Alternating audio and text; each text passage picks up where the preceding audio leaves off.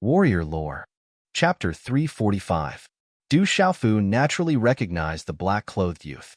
It was the young master of the Black Fiend sect, Shui Yunming, whom he had interacted with several times before.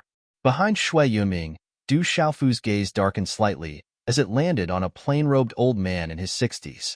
The old man's body landed on the ground, somewhat like a stiff statue. His face was red, and the veins on his temples swelled like beans. The aura around him caused the space to solidify, and a scorching aura spread out from his body. Enemies really do meet on a narrow road. Du Xiaofu looked at the plain-robed old man in his 60s, and a murderous intent spread out from the depths of his eyes. Du Xiaofu naturally would not forget this old man. Back then in the dark forest, he had almost died at the hands of this person. If not for the sudden appearance of the Medicine King, one could imagine his own fate. Behind Shui Yunming and the plain-robed old man, there was a burly man and two other old men. Du Xiaofu had seen these three people before. They were the people who had followed Shui Yunming in the Mu family's trading company and were also at the initial stage of the martial marquis realm. Of the 5 people, other than Shui Yunming, the remaining 4 were all at the martial marquis realm. The plain-robed old man in his 60s was still at the mysterious stage of the martial marquis realm. The strength of this group of 5 could be said to be extremely strong. As the 5 people landed, the 4 martial marquis auras locked onto Du Xiaofu's body. The auras were sealed, and the space around Du Xiaofu almost solidified. However, at this moment, Du Xiaofu had even felt the aura of the soul of the peerless murderous weapon. These martial marquis auras were naturally nothing to Du Xiaofu. It's the Black Fiend sect's young sect master, Shui Yunming, and the second elder. They don't seem to have good intentions. Hua Fankong's expression changed drastically. Shui Yunming glanced at Hua Fankong and Yi Piaoling. Then, he sneered at Du Xiaofu and said, "Brat, it's time for you to pay the price. Hand over the treasure and I'll be merciful and leave your corpse intact. How about it?" Young sect leader Shui, is there some misunderstanding between you two? Even though Shui Yunming's strength was not at the martial marquis realm, he was the young master of the Black Fiend sect and had a martial king realm expert as his father. With the dark forest, Hua Fankong naturally did not dare to offend him. Seeing the hostility between Shui Yunming and Du Xiaofu, Hua Fankong knew that even though Tianwu Academy was strong, the Black Fiend sect was the most terrifying in the dark forest. Furthermore, the Black Fiend sect leader, the martial king realm Shui Tianqiu, was nearby. Therefore, Hua Fankong's apologetic smile was out of consideration for Du Xiaofu. "Hua Fankong, are you in cahoots with Tianwu Academy? Who do you think you are? It's not up to you to interfere in this matter. Otherwise, I'll annihilate your Black Fiend gang." Shui Yunming glanced at Hua Fankong indifferently. He did not place Hua Fankong in his eyes at all and directly scolded him. His gaze was still coldly fixed on Du Xiaofu. Hearing this, Hua Fankong's face instantly turned ugly. As a martial marquis, being scolded by a pulse spirit realm expert, one could imagine the anger in his heart. However, Hua Fankong could not do anything at this moment. Not to mention the entire Black Fiend sect, he could not even fight against these few people from the Black Fiend sect.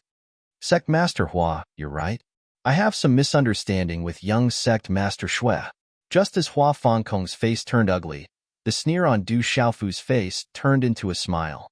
He patted Hua Fankong's shoulder and took a step forward. Looking at Shui Yunming, he said, "I failed to recognize Mount Tai and did not know that you were the Black Fiend sect's young sect master. I hope that young sect master can forgive me for offending you in the past. Here is the mysterious spirit Heavenly Vine. I'll return it to young sect master first. The treasure from before will also be returned to young sect master." After speaking, Du Xiaofu took out a Chinquin bag from his chest and walked towards Shui Yunming with a smile on his face. Seeing Du Xiaofu's sudden change, the expressions of the Black Fiend sect members changed. Even Shui Yunming was puzzled. "Yunming, be careful." The eyes of the plain-robed elder, who looked to be in his 60s, were filled with vigilance. His aura was tightly locked onto Du Xiaofu. He was afraid that once Du Xiaofu's aura fluctuated, he would immediately attack without hesitation. Shui Yunming stared at Du Xiaofu, his face twitching slightly as he thought to himself, There are 4 martial lord experts by my side. Why would I be afraid of this brat alone? I'm afraid that this brat knows my identity. Now that I've seen 4 martial lord experts, I'm truly intimidated. Humph. Shui Yunming slightly snorted from his throat. He looked straight at Du Xiaofu and said arrogantly, "Stop right there. Just throw the Qinkuan bag over. If you honestly hand over the treasure, this young master will definitely leave your corpse intact. Maybe I'll just cripple your cultivation base. It's not impossible to keep your lowly life." Hearing this, Du Xiaofu did not say anything. With a smile in his eyes, he directly threw the Qinkuan bag in his hand to Shui Yunming. Shui Yunming caught the Qinkuan bag. The last trace of doubt in his eyes disappeared. It seemed that the kid was truly afraid and wanted to beg for mercy. Even the surrounding 4 martial marquee experts relaxed their vigilance. "At least you know your place." Shui Yunming caught the Qinkuan bag. He slightly raised his head and looked at Du Xiaofu with a sneer. Then, he wanted to open the Qinkuan bag to see if it really contained the mysterious spirit Heavenly Vine. "Let me help you open it. Otherwise, you won't be able to open this Qinkuan bag." Suddenly, at this moment, Du Xiaofu's voice suddenly appeared beside Shui Yunming's ear. His figure had unknowingly appeared in front of Shui Yunming in an incomparably strange manner. He slightly extended his hand, but it was as fast as lightning. Instantly, he grabbed towards Shui Yunming's hand that was holding the Qinkuan bag. All of this happened too quickly, so fast that it was unimaginable. Even the martial marquis did not have time to discover it. "Yunming, be careful. Young sect leader, be careful. That brat is tricking you." In an instant, several voices shouted out in panic. 4 figures pounced towards Du Xiaofu at the same time. "Brat, scram." Shui Yunming also shouted loudly. He was shocked that Du Xiaofu had appeared in front of him. At the same time, his face also changed as he retreated in panic. However, it was already too late. Du Xiaofu extended his hand, and with a speed that Shui Yunming could not dodge, he directly grabbed onto Shui Yunming's wrist that was holding onto the Qinkuan bag. Within his eyes, a faint golden light flickered. It was sharp and cold, and a wave of faint golden profound qi immediately spread out. Crack! The sound of bones breaking suddenly rang out. One of Shui Yunming's arms was directly broken by Du Xiaofu. "Ah!" A miserable wail rang out. Shui Yunming's mouth was accompanied by blood. His face was hideous from the intense pain as blood spurted out from his broken arm. Chi. The 4 martial marquee realm S pounced towards Du Xiaofu. When they reached Shui Yunming's side, Du Xiaofu's figure had already left behind an afterimage and disappeared. "I gave it to you, but you couldn't hold on to it. You can't blame me." Du Xiaofu's figure stopped not far away. He took out the Qinkuan bag from Shui Yunming's broken arm and put it away disapprovingly. Bam! Looking at Shui Yunming, who was screaming miserably, the corner of Du Xiaofu's mouth curled up into a cold arc. With a wave of his hand, a faint golden light surged out and instantly shattered Shui Yunming's broken arm into a bloody mist. Even if he wanted to reconnect it, he would not be able to do so. "Hurry up and kill him. Kill that bastard for me. Kill him." Shui Yunming screamed and roared. His expression was filled with resentment, and his eyes were filled with killing intent. "Little bastard, back then someone saved you. Now no one can save you. This old man will make you beg for death." The 60-year-old white-robed elder's furious voice came out of his mouth. His eyelids were thin. His young sect master's arm had been cut off. This was simply a slap to his old face. Boom! The mysterious aura of the 60-year-old white-robed elder of the martial marquee realm erupted.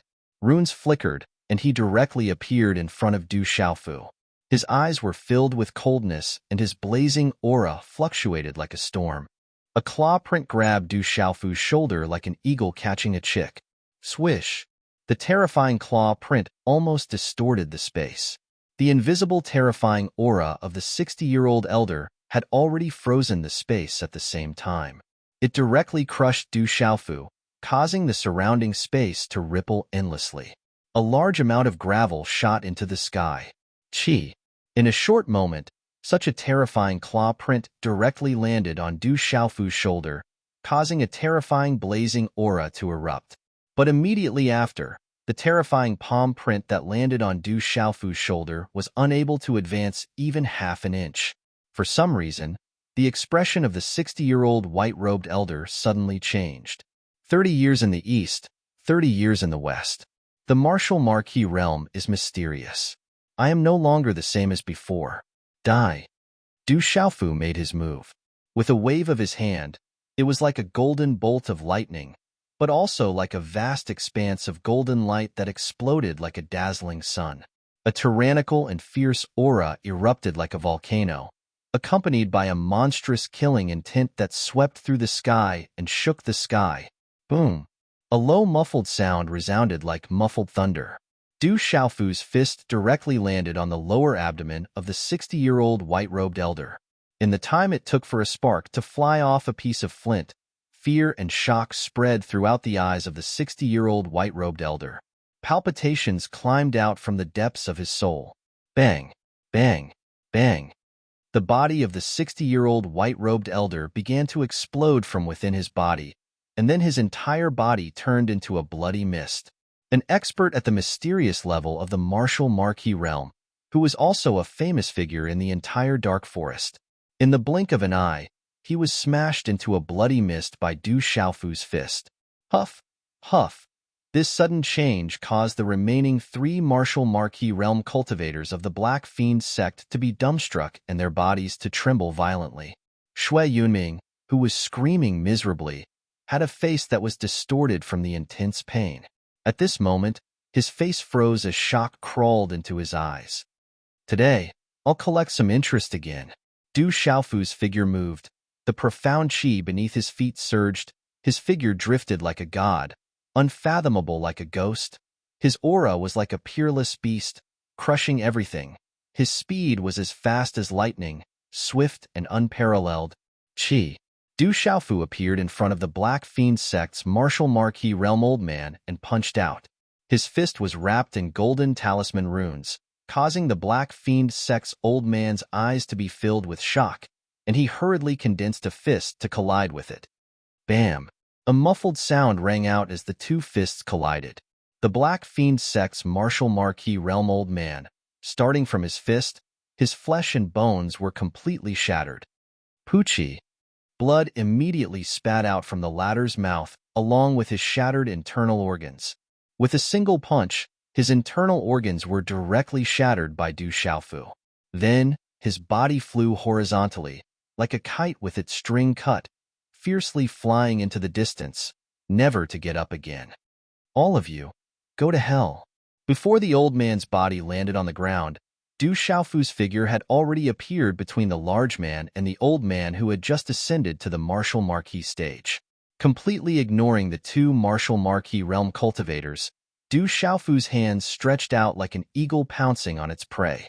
Golden light exploded, like a giant rock flapping its wings. A domineering will crush the space, causing the 2 martial marquis realm cultivators' souls to throb and their bodies to tremble violently. Du Xiaofu's hands each landed on the shoulders of the 2 martial marquis realm cultivators, crushing their pitiful defenses. Opening his arms wide, he lifted their bodies and heavily smashed them together. Bang bang! A muffled explosion rang out. The 2 martial marquis realm experts, at this moment, seemed so powerless in Du Xiaofu's hands. The 2 people's bodies were like 2 stone slabs, directly smashing into each other. Blood spurted out, and the bones in their bodies continuously cracked into powder. Their vitality dissipated, and in the end, they were softly thrown to the ground by Du Xiaofu. The 3 martial marquis realm cultivators, in less than 2 breaths of time, were forcefully killed by Du Xiaofu. It was as if there was nothing, and it was unmatched. A few days ago, Little You had a few chapters that were not enough for 3,000 words. Yesterday, there was a large chapter, and with this large chapter, Little You will make up for it. In addition, Little You will return tomorrow.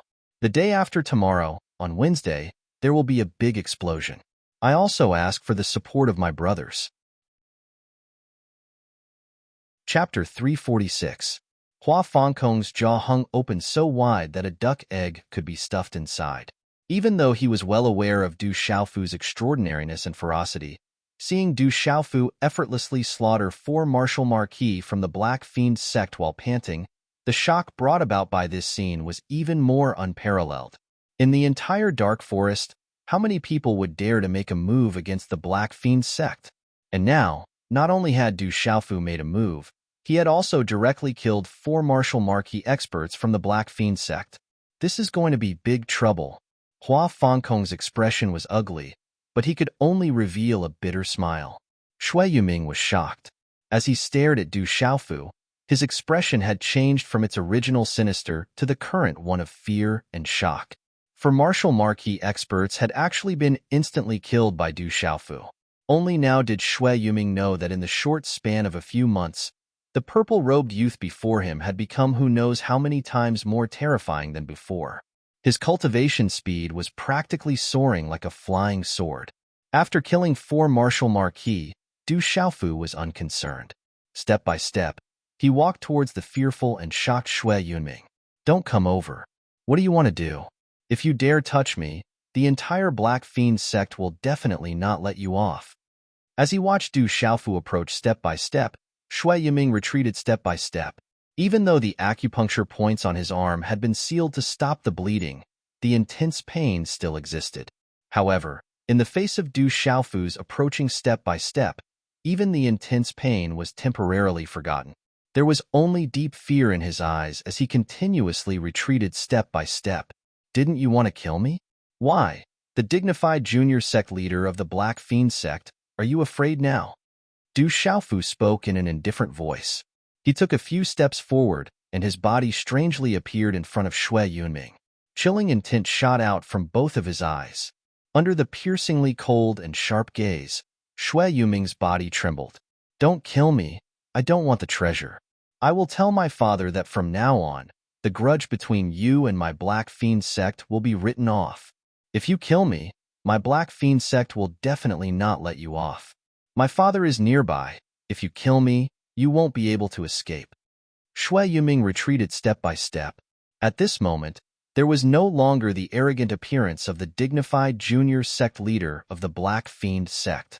In the face of absolute power, he could only wagging his tail and begging for mercy, while carrying unwillingness and resentment and powerless threats.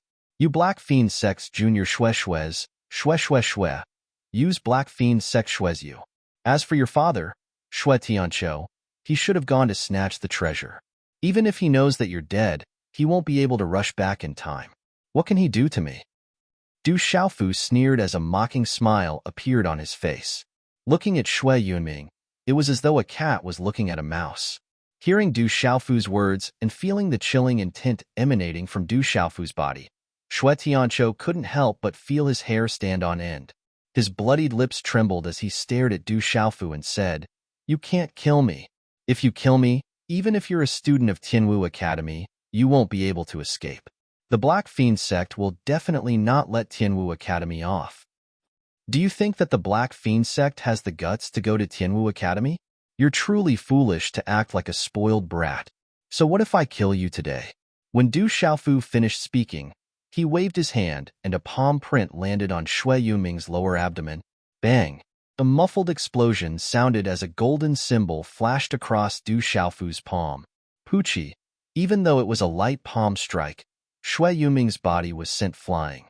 Blood flowed from his mouth as he crashed onto the ground.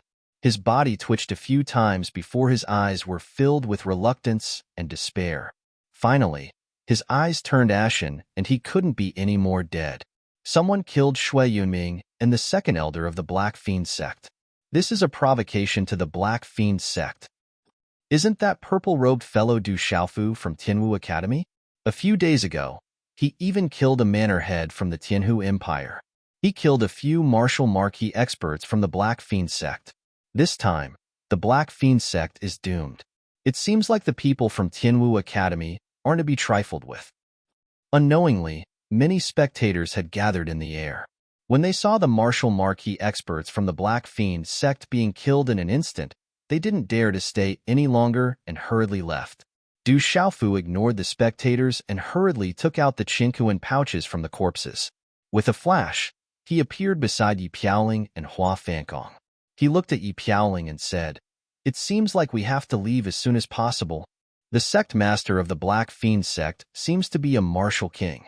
Since you killed his son, you will naturally be in trouble this time." Yi Piaoling said softly. Her expression didn't change, and she didn't take it to heart. "Sigh, this is really troublesome. So many people saw it. I'm afraid that Xue Tianqiu will blame me for the death of his son."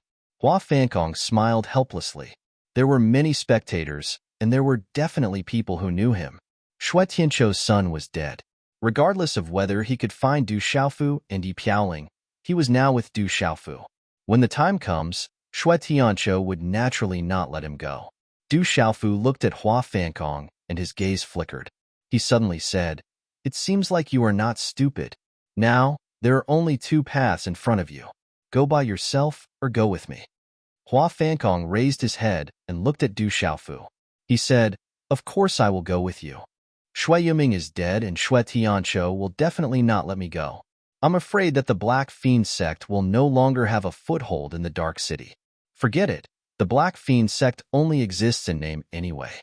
There are not many people who can display their strength. You can go with me, but there is a condition. Otherwise, you will go by yourself." Du Xiaofu looked at Hua Fankong seriously. "What do you mean?"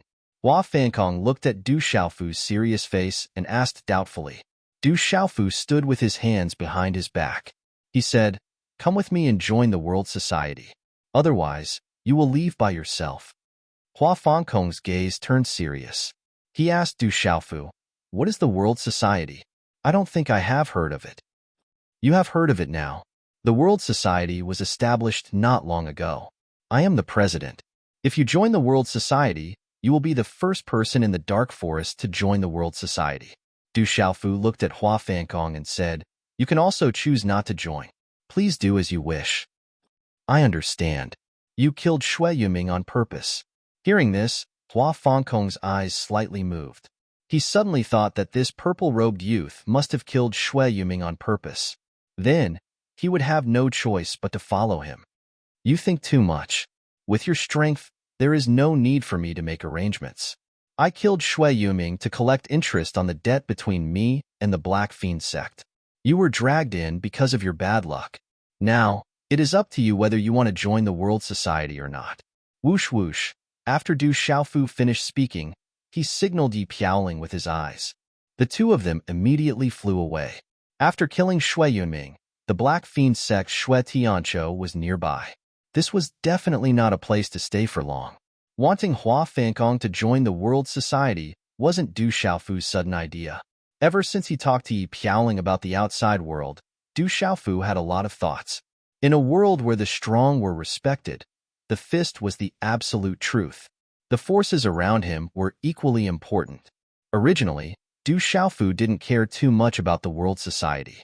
The reason why he became the World Society's president was because of his second brother, Du Yunlong. But now, Du Xiaofu had a lot of new opinions about the World Society. After all, two hands were no match for four fists. If he could strengthen the World Society, then one day, the World Society would be able to stand tall in the Empire and the entire Central region.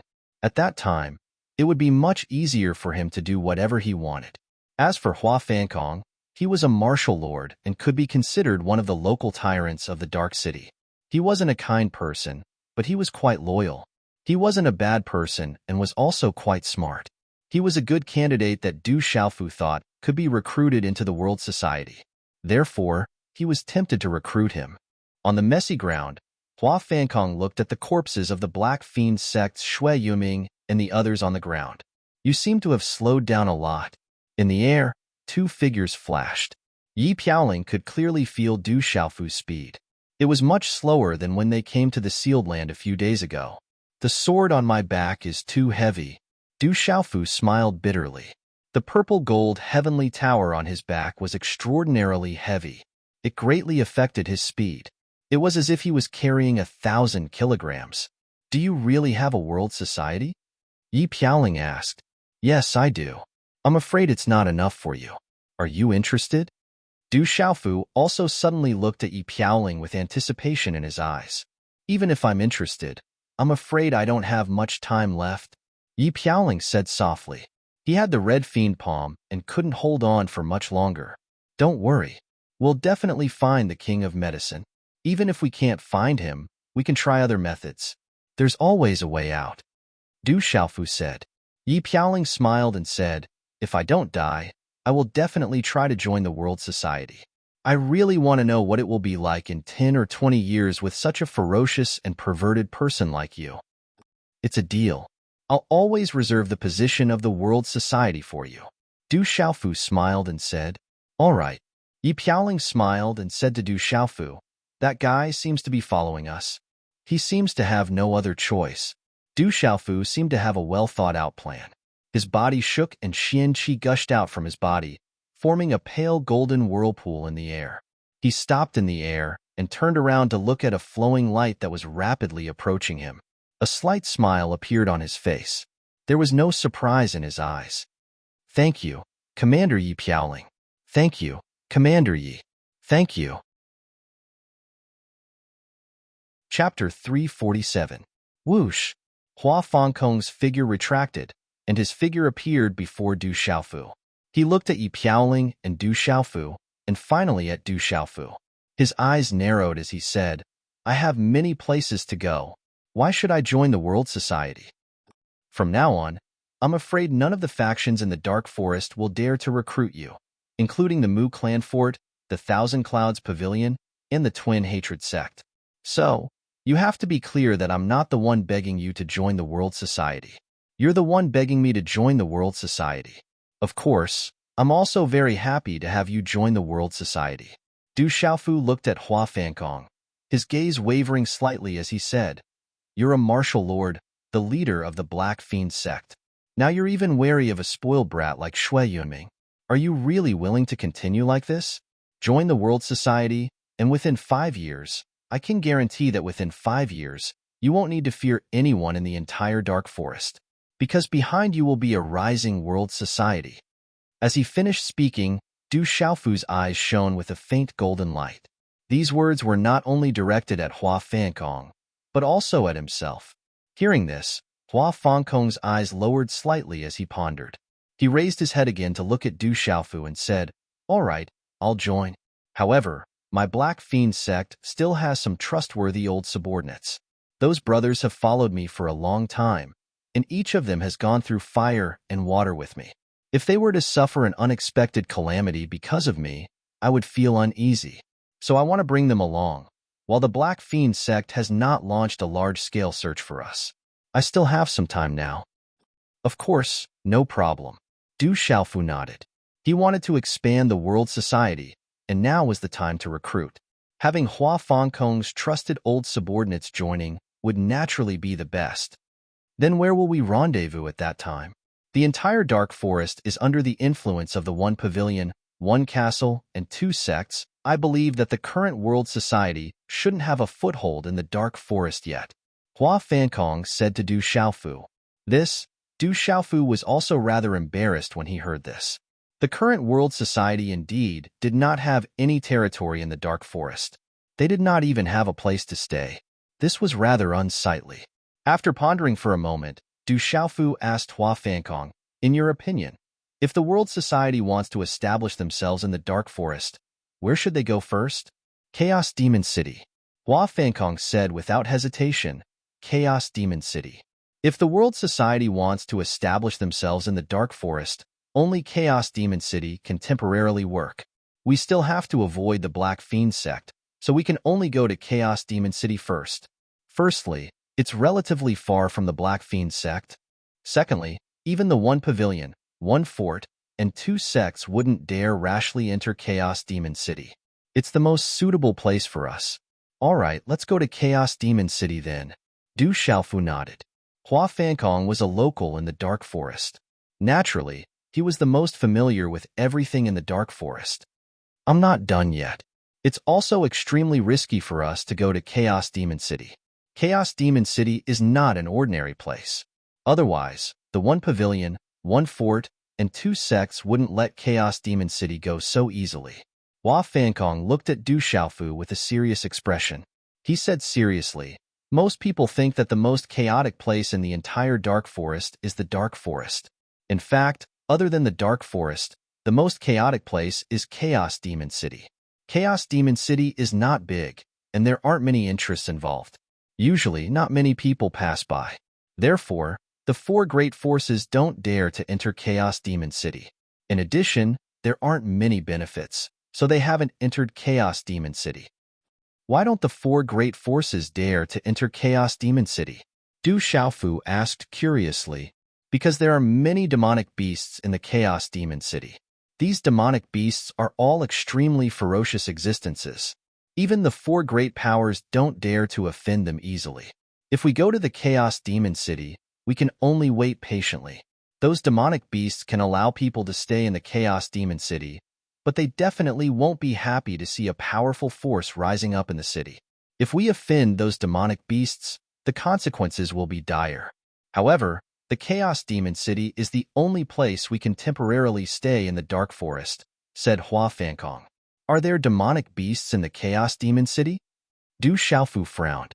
Then, he nodded and said to Hua Fankong, since that's the case, bring your men to Chaos Demon City first. If you arrive first, just wait for me in Chaos Demon City. I will go to Chaos Demon City when the time comes. As his voice fell, Du Xiaofu's face suddenly froze. He stared at Hua Fankong.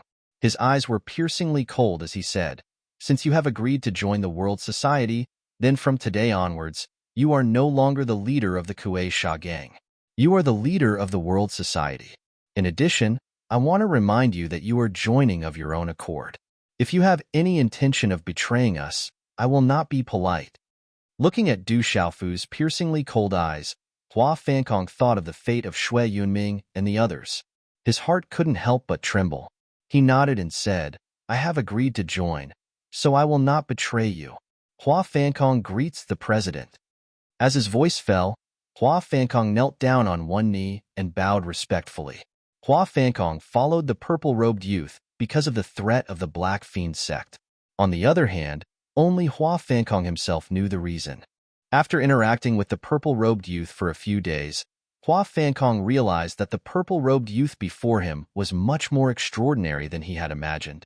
It wouldn't take long for him to realize that the purple-robed youth was no ordinary person. Hua Fankong was also clear that Du Xiaofu had the backing of the entire Tianwu Academy behind him. Even though this ferocious youth didn't show any mercy to his enemies, he treated his own people well. When the purple-robed youth rose to prominence, it would be an opportunity for Hua Fankong to follow him. If Hua Fankong were to miss this opportunity, there wouldn't be another one in the future. Dozens of years later, when Hua Fankong rose into the ranks of influential figures in the Central Plains and looked down on countless empires, he would realize how wise his decision was. It was the wisest decision he had made in his entire life. Of course, this was a story for another day. Dusk. As the last rays of the sunset faded away, the world darkened. Dusk was like a large gray net, quietly spreading down and enveloping the entire land. As night fell, the blue sky was dotted with countless stars. The moon was dark and the stars were bright. On the mountain peak where he treated his injuries, in the cave where he tempered his body with the blood essence of the Xinyun Scarlet Flood Dragon, Du Xiaofu sat cross-legged. After parting with Hua Fankong, Du Xiaofu didn't head to the chaotic demon city immediately. Instead, he returned to the mountain peak where he had settled down. Du Xiaofu sat cross-legged. The heavenly purple gold tower on his back had just reached the ground. Even though the heavenly purple gold tower was astonishingly heavy, Du Xiaofu didn't dare to remove it easily. Du Xiaofu didn't head to the chaotic demon city immediately. On one hand, he estimated that Hua Fankong wouldn't be able to reach the chaotic demon city so quickly. On the other hand, Shui Tianqiu would definitely search the entire world for him after receiving news of his son's death. The most dangerous place was also the safest place. Thus, Du Xiaofu decided to settle down nearby first. With the heavenly purple gold tower on his back, his strength couldn't compete with a martial king. Now that his speed was greatly affected, Du Xiaofu had no choice but to be careful. In the distance, countless people rushed into the sealed land to search for treasures. This had nothing to do with Du Xiaofu anymore. Du Xiaofu wouldn't pay attention to it either. The treasures were already in his hands. However, whether it was a blessing or a curse, Du Du Xiaofu didn't know. Phew. After pondering for a moment in the cave, Du Xiaofu took a deep breath. Then, he took out the bronze five-fingered mountain peak and the small rune pagoda. His elder brother, Jin Qingchun, had entered the pagoda to recover. There had been no news of him for a long time. Du Xiaofu didn't dare to disturb him. Du Xiaoyao had consumed too much energy suppressing the heavenly purple gold tower this time and needed to recover. Du Xiaofu also didn't dare to disturb him. I've gained a lot today. After a while, Du Xiaofu put away the small pagoda and the mountain peak. Then, he took out the many Qingquan bags he had collected today. Chi. Du Xiaofu began to undo the seals on the Qingquan bags one by one.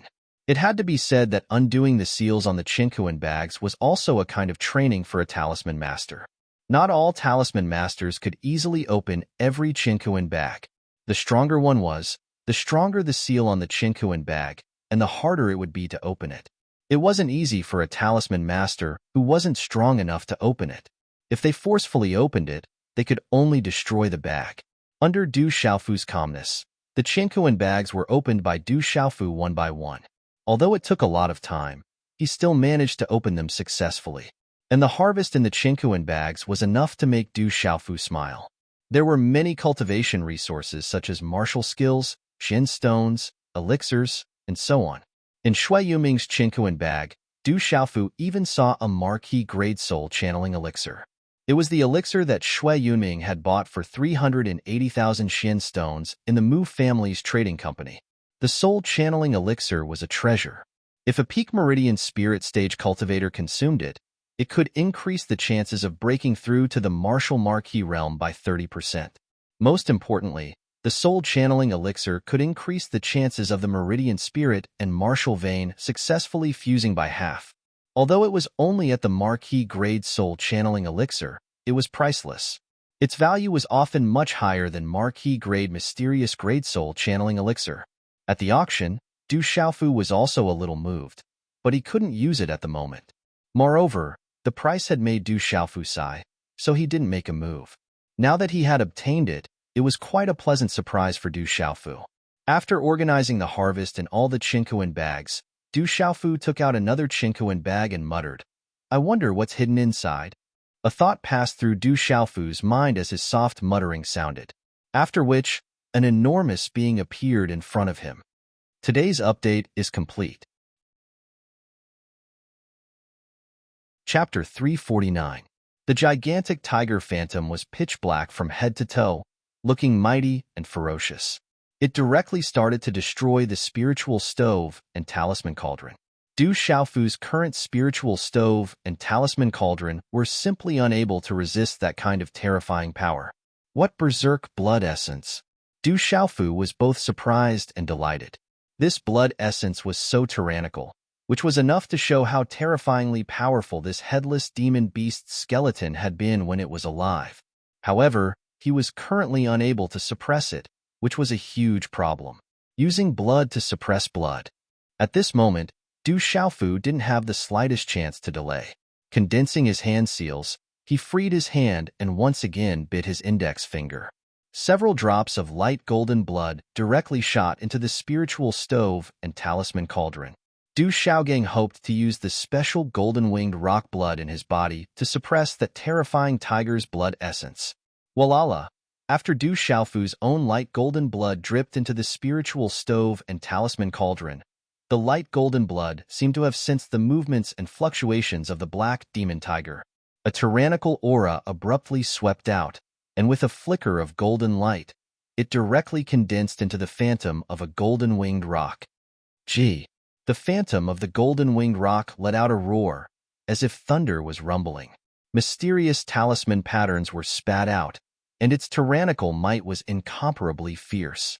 Its aura swept out like a vast ocean, and the mysterious talisman patterns on its body flickered, its might shocking the heavens. Ho-ho! Facing the phantom of the golden-winged rock, the black demon tiger phantom's eyes were filled with apprehension, but it wasn't as terrified as the other demon beasts. Facing the sky, it roared, as if wanting to pounce at the phantom of the golden-winged rock. Bang! Following the appearance of the phantom of the golden-winged rock, An invisible tyrannical aura filled the air.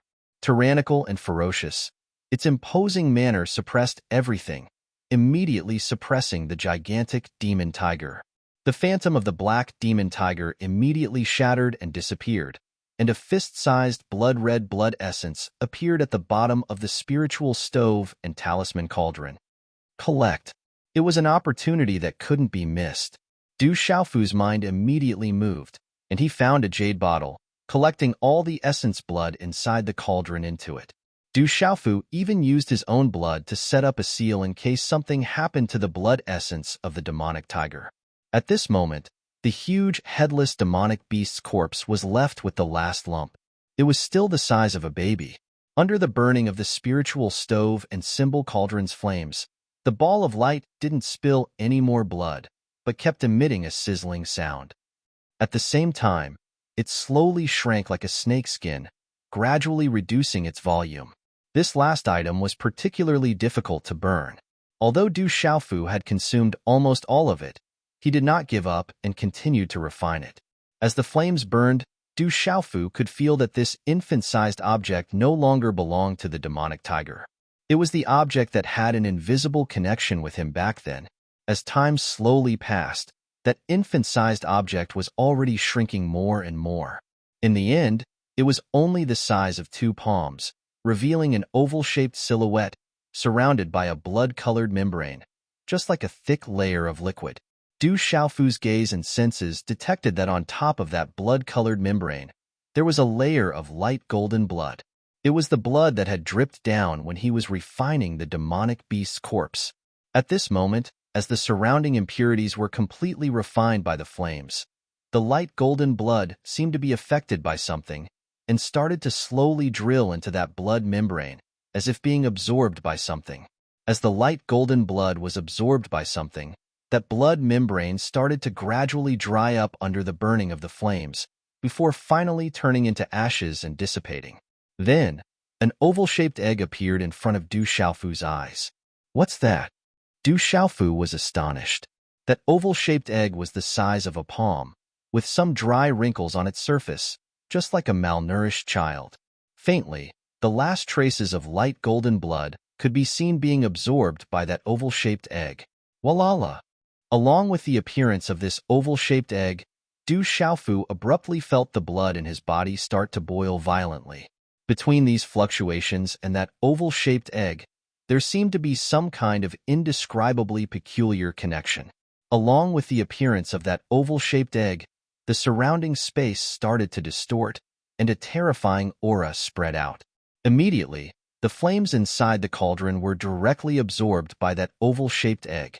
Just like a bottomless pit, it swallowed the flames in an unending stream. Not good.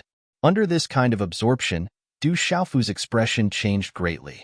His cauldron was on the verge of being destroyed, which scared Du Xiaofu so much that he immediately withdrew his cauldron. If his cauldron was destroyed, the talisman master would directly suffer heavy injuries. Walala! The oval-shaped egg floated in the cave, spreading an astonishing green radiance. Du Xiaofu could invisibly feel that there seemed to be something calling out to him from inside the egg, as if telling Du Xiaofu something. This kind of feeling came from his bloodline, and could only be sensed and not expressed in words. Do you still want my blood? Du Xiaofu looked inside that oval-shaped egg. Under this kind of incorporeal call, Du Xiaofu seemed to be able to feel that there was something inside that urgently needed his blood. Let's see what you are in the end. After a moment of hesitation, Du Xiaofu sensed the aura connected to him inside the egg and clenched his teeth. Using his forefinger, he once again shot a stream of light golden blood into that oval-shaped egg. At the instant the light golden blood landed on that oval-shaped egg, it was rapidly absorbed by an incorporeal force. Walala! Afterwards, the whole oval-shaped egg seemed to have received some kind of intense stimulation. Inside, a green radiance started to cover the whole eggshell like a cocoon of light, and its surface area grew bigger and bigger. The speed at which the green cocoon spread was extremely fast, and in just a few blinks of an eye, it completely covered that oval-shaped egg. The bizarre green cocoon of light had already reached a size of 3 meters. Floating in the air of the cave, a terrifying energy fluctuation accompanied by an astonishing pressure spread out. That kind of pressure made even Du Xiaofu feel apprehensive. It was definitely not much weaker than the golden-winged great rock's pressure. What a powerful pressure! Seeing this kind of change, Du Xiaofu was filled with astonishment. In the midst of Du Xiaofu's astonishment, in a short time, the green cocoon of light covering the oval-shaped egg started to erupt with dazzling, mysterious runes. Like countless threads of energy, the energy fluctuations became more and more astonishing. Even a dense green fog seeped out from within the green cocoon of light. In the end, it almost filled the entire cave. As the dense fog spread out, the energy fluctuations that spread out from the oval-shaped egg became more and more intense. A terrifying pressure constantly spread out from within the dense fog, causing Du Xiaofu's expression to change more and more. Under the pressure of that pressure, Du Xiaofu felt that he was increasingly unable to resist that pressure. What exactly is inside? It's too terrifying. Du Xiaofu was shocked. That pressure was frightening and astonishing, and it seemed to have some kind of connection with him. Strictly speaking, it should have some kind of connection with the aura of the golden-winged Great Rock clan. Under the increasingly terrifying pressure, in the end, Du Xiaofu could only activate the aura of the golden-winged Great Rock in his body to resist it. Only then did he feel better. However, the aura of the golden-winged Great Rock could not suppress the restlessness of the blood in his body at this time. Du Xiaofu felt that even his chest was inexplicably restless at this time, as if there was something in his chest that was strongly attracted to it. Boom! Suddenly, a huge energy fluctuation rushed out from within the green cocoon of light, causing the entire cave to tremble violently. Is something coming out? Feeling the sudden energy impact, Du Xiaofu was stunned for a moment. Then, he fixed his eyes on the green cocoon of light. Walala! The green cocoon of light became more and more dazzling, and then many cracks began to appear on it. Like a butterfly breaking out of its cocoon, countless dazzling green rays of light erupted. Fortunately, this was inside the cave, and the entrance of the cave was also sealed by Du Xiaofu. Otherwise, just this dazzling light alone would be enough to attract the attention of countless adventurers in the surrounding mountains who were looking for the cave residence of the weapon venerable. The green cocoon of light cracked, and the cracks became bigger and bigger. In the end, like a blooming lotus, pieces of the cocoon of light fell off. The dense fog spread. In the hazy fog, Du Xiaofu saw a hazy and beautiful figure appear in the fog. In the dense fog, the hazy and beautiful figure became clearer and clearer. It was a graceful and beautiful figure. In the hazy fog, the beautiful figure had a jade-like body. Her skin was white and rosy, and she was as gentle as jade. Her waist was slender, and her long black hair was as smooth as a waterfall. It reached her soft waist and buttocks, and her legs were long and slender. Her figure was enchanting and graceful. The green talisman patterns and dense fog that filled the cave began to pour out of the enchanting and graceful body. Along with the energy of heaven and earth, they directly poured into the body. At this time, the enchanting and perfect body was like a bottomless pit, crazily absorbing the energy of heaven and earth in the cave. When the last green talisman patterns and green dense fog in the cave were absorbed into the enchanting body and the beautiful face were completely revealed in front of Du Xiaofu's eyes. She had a face so beautiful that it could cause the downfall of nations, but she looked like she was only 15 or 16 years old. She looked young and inexperienced, which did not seem to match her naturally bewitching and seductive curves. There will be a lot of updates today. There is still one more. Xiaoyu will eat first, and then continue to write. The update will probably be after 11 o'clock. Chapter 350. Moments later, the young girl's eyelashes trembled slightly. Accompanied by the blossoming of a faint green glow, her tightly shut eyes opened slightly, her pitch-black pupils as clear as a stream. At this moment, her jade-like body was suspended in the air, her face devastatingly beautiful, curvy in all the right places. However, her eyes were ethereal, her lips like cherry petals. She looked pure and innocent, causing one to be completely unable to sense any evil intentions from her. The young girl's eyes opened, her gaze sweeping across the cave before finally landing on Du Xiaofu's body. Within her pitch-black pupils, the gaze that looked at Du Xiaofu was warm and gentle, containing an indescribable purity. Who are you? I can feel that you are the one who awakened me. The aura on your body does not seem like my father's, nor does it seem like my mother's. The young girl's figure slowly descended and then stood directly in front of Du Xiaofu. A puzzled look flashed across her face before a smile surfaced on her devastatingly beautiful face. Looking at Du Xiaofu, she happily said, I know now. You are my brother. You must be my brother. The young girl smiled, her smile like a blooming epiphyllum of the world, releasing a serene melody, so beautiful that it could sink into one's heart. Although she was bewitching, there was also a kind of pure and holy beauty to her, causing one to be able to engrave her into one's heart with a single glance. Who are you? Looking at this graceful, bewitching and holy young girl before him, who had even called him brother the moment she opened her mouth, Du Xiaofu's mouth was so shocked that it could fit a duck egg inside. He had not expected that there would actually be such an astonishing young girl hidden within the egg within the headless demonic beast's corpse. Who am I? Hearing this, a puzzled look appeared in the young girl's pitch-black eyes, as if she was deep in thought. A moment later, she lifted her head to look at Du Xiaofu.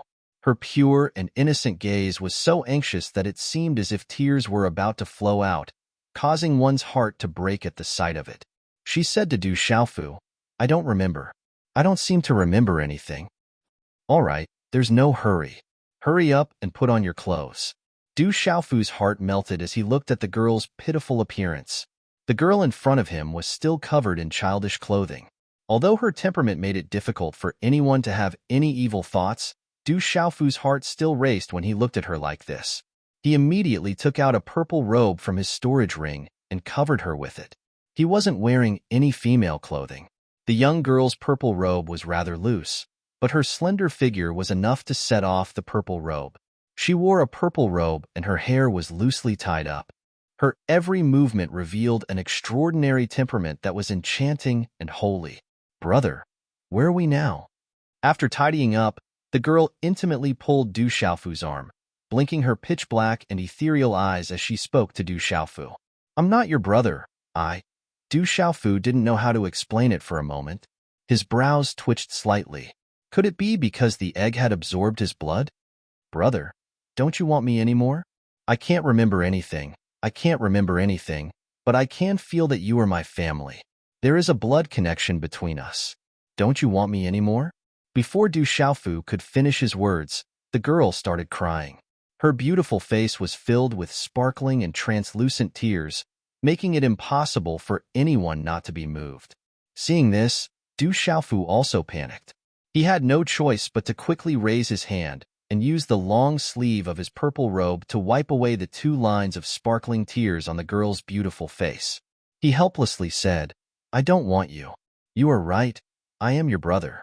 I was just joking with you. Really? The young girl stopped crying and lifted her head to look at Du Xiaofu. Her face, which was still delicate and pitiful a moment ago, instantly revealed a smile that was as beautiful as the epiphyllum of the world. She said, I knew that Big Brother would not abandon me. That's right, Big Brother. I can't remember my name. What's my name? This. Du Xiaofu was stunned, then said, Little Qing. You are called Little Qing? Little Qing, the girl murmured softly, then happily looked at Du Xiaofu, blinking her ethereal eyes innocently, and said, Then what is brother's name? My name is Du Xiaofu. Du Xiaofu looked at the girl in front of him and felt the aura of the girl. That terrifying aura from before was now nowhere to be found. However, from the invisible aura, she should also be in the body of a monster. However, a monster in the body of a monster needs to be a beast king to be able to transform into a human. Could it be that this girl has reached the martial king realm?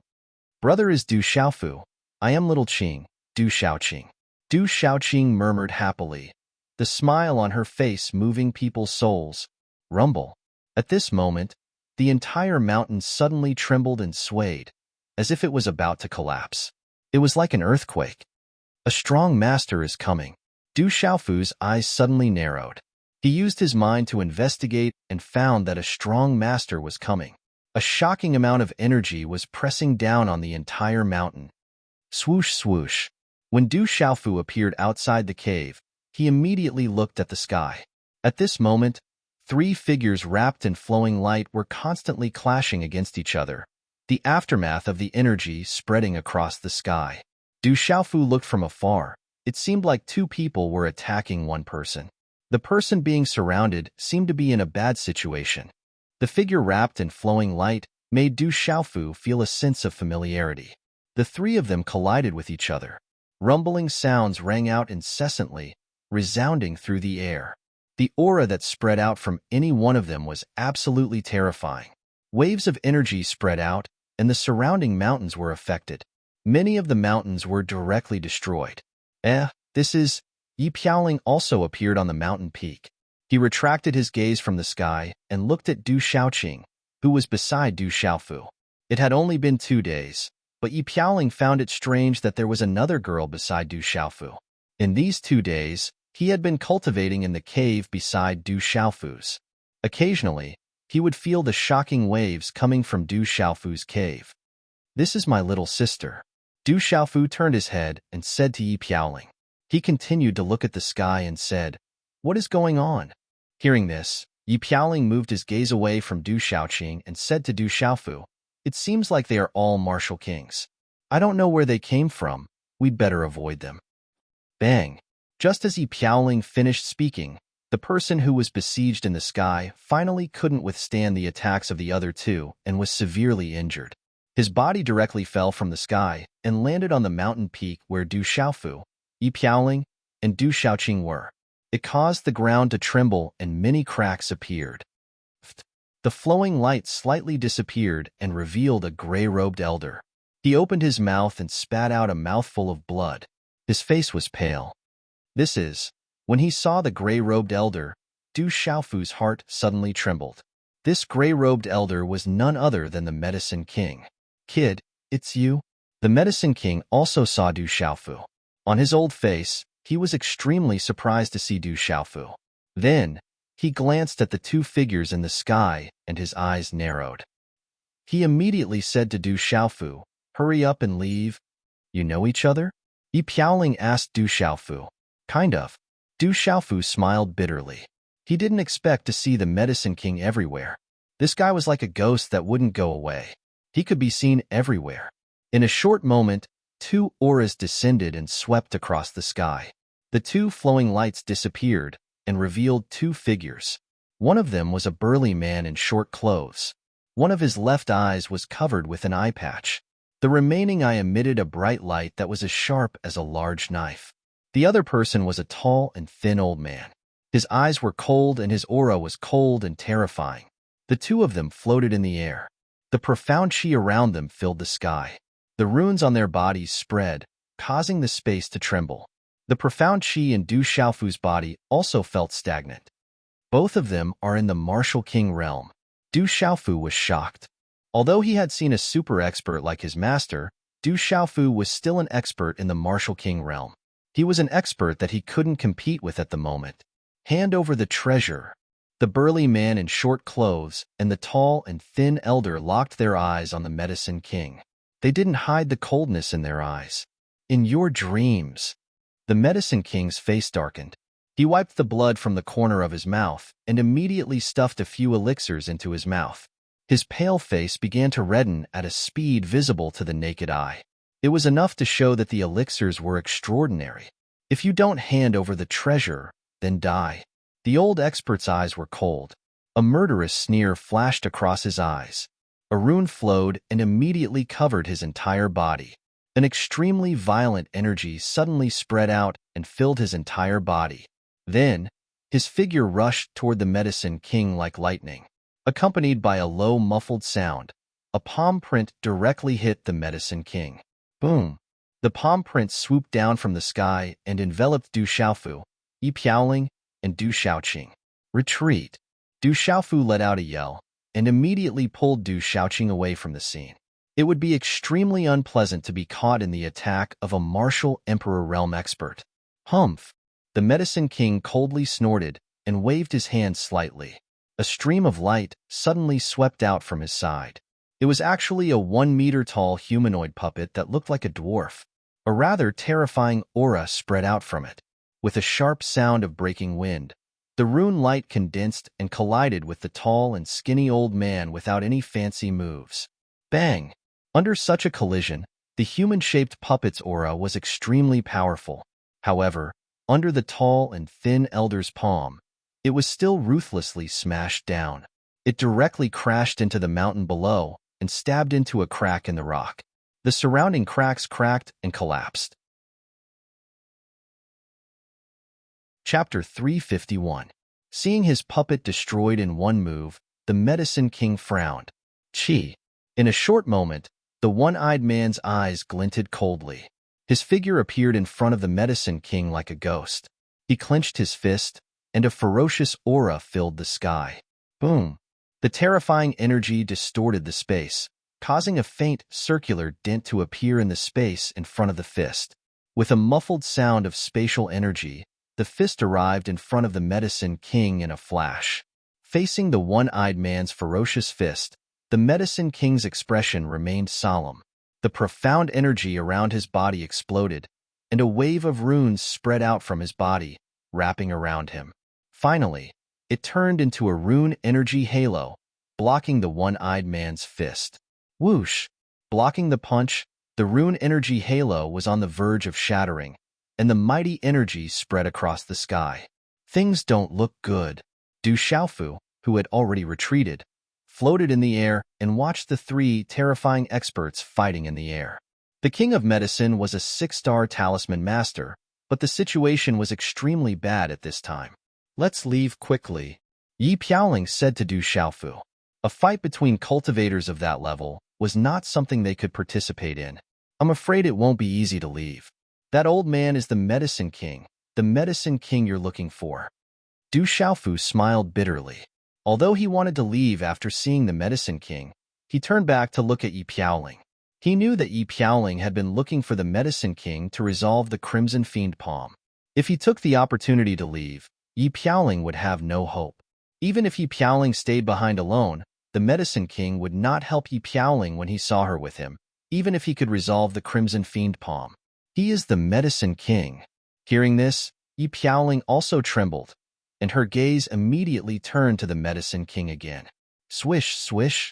In a short moment, the one-eyed man's punch did not shatter the runic halo that the Medicine King had condensed. However, following that, as his 5 fingers curled slightly, he condensed a claw imprint, and a series of claw imprints continuously tore down. The claw imprints fell like a torrential rain, and the energy erupted like a flash flood. In the end, it directly tore apart the runic halo that the Medicine King had condensed, and the vigorous runic energy spread out in all directions like waves.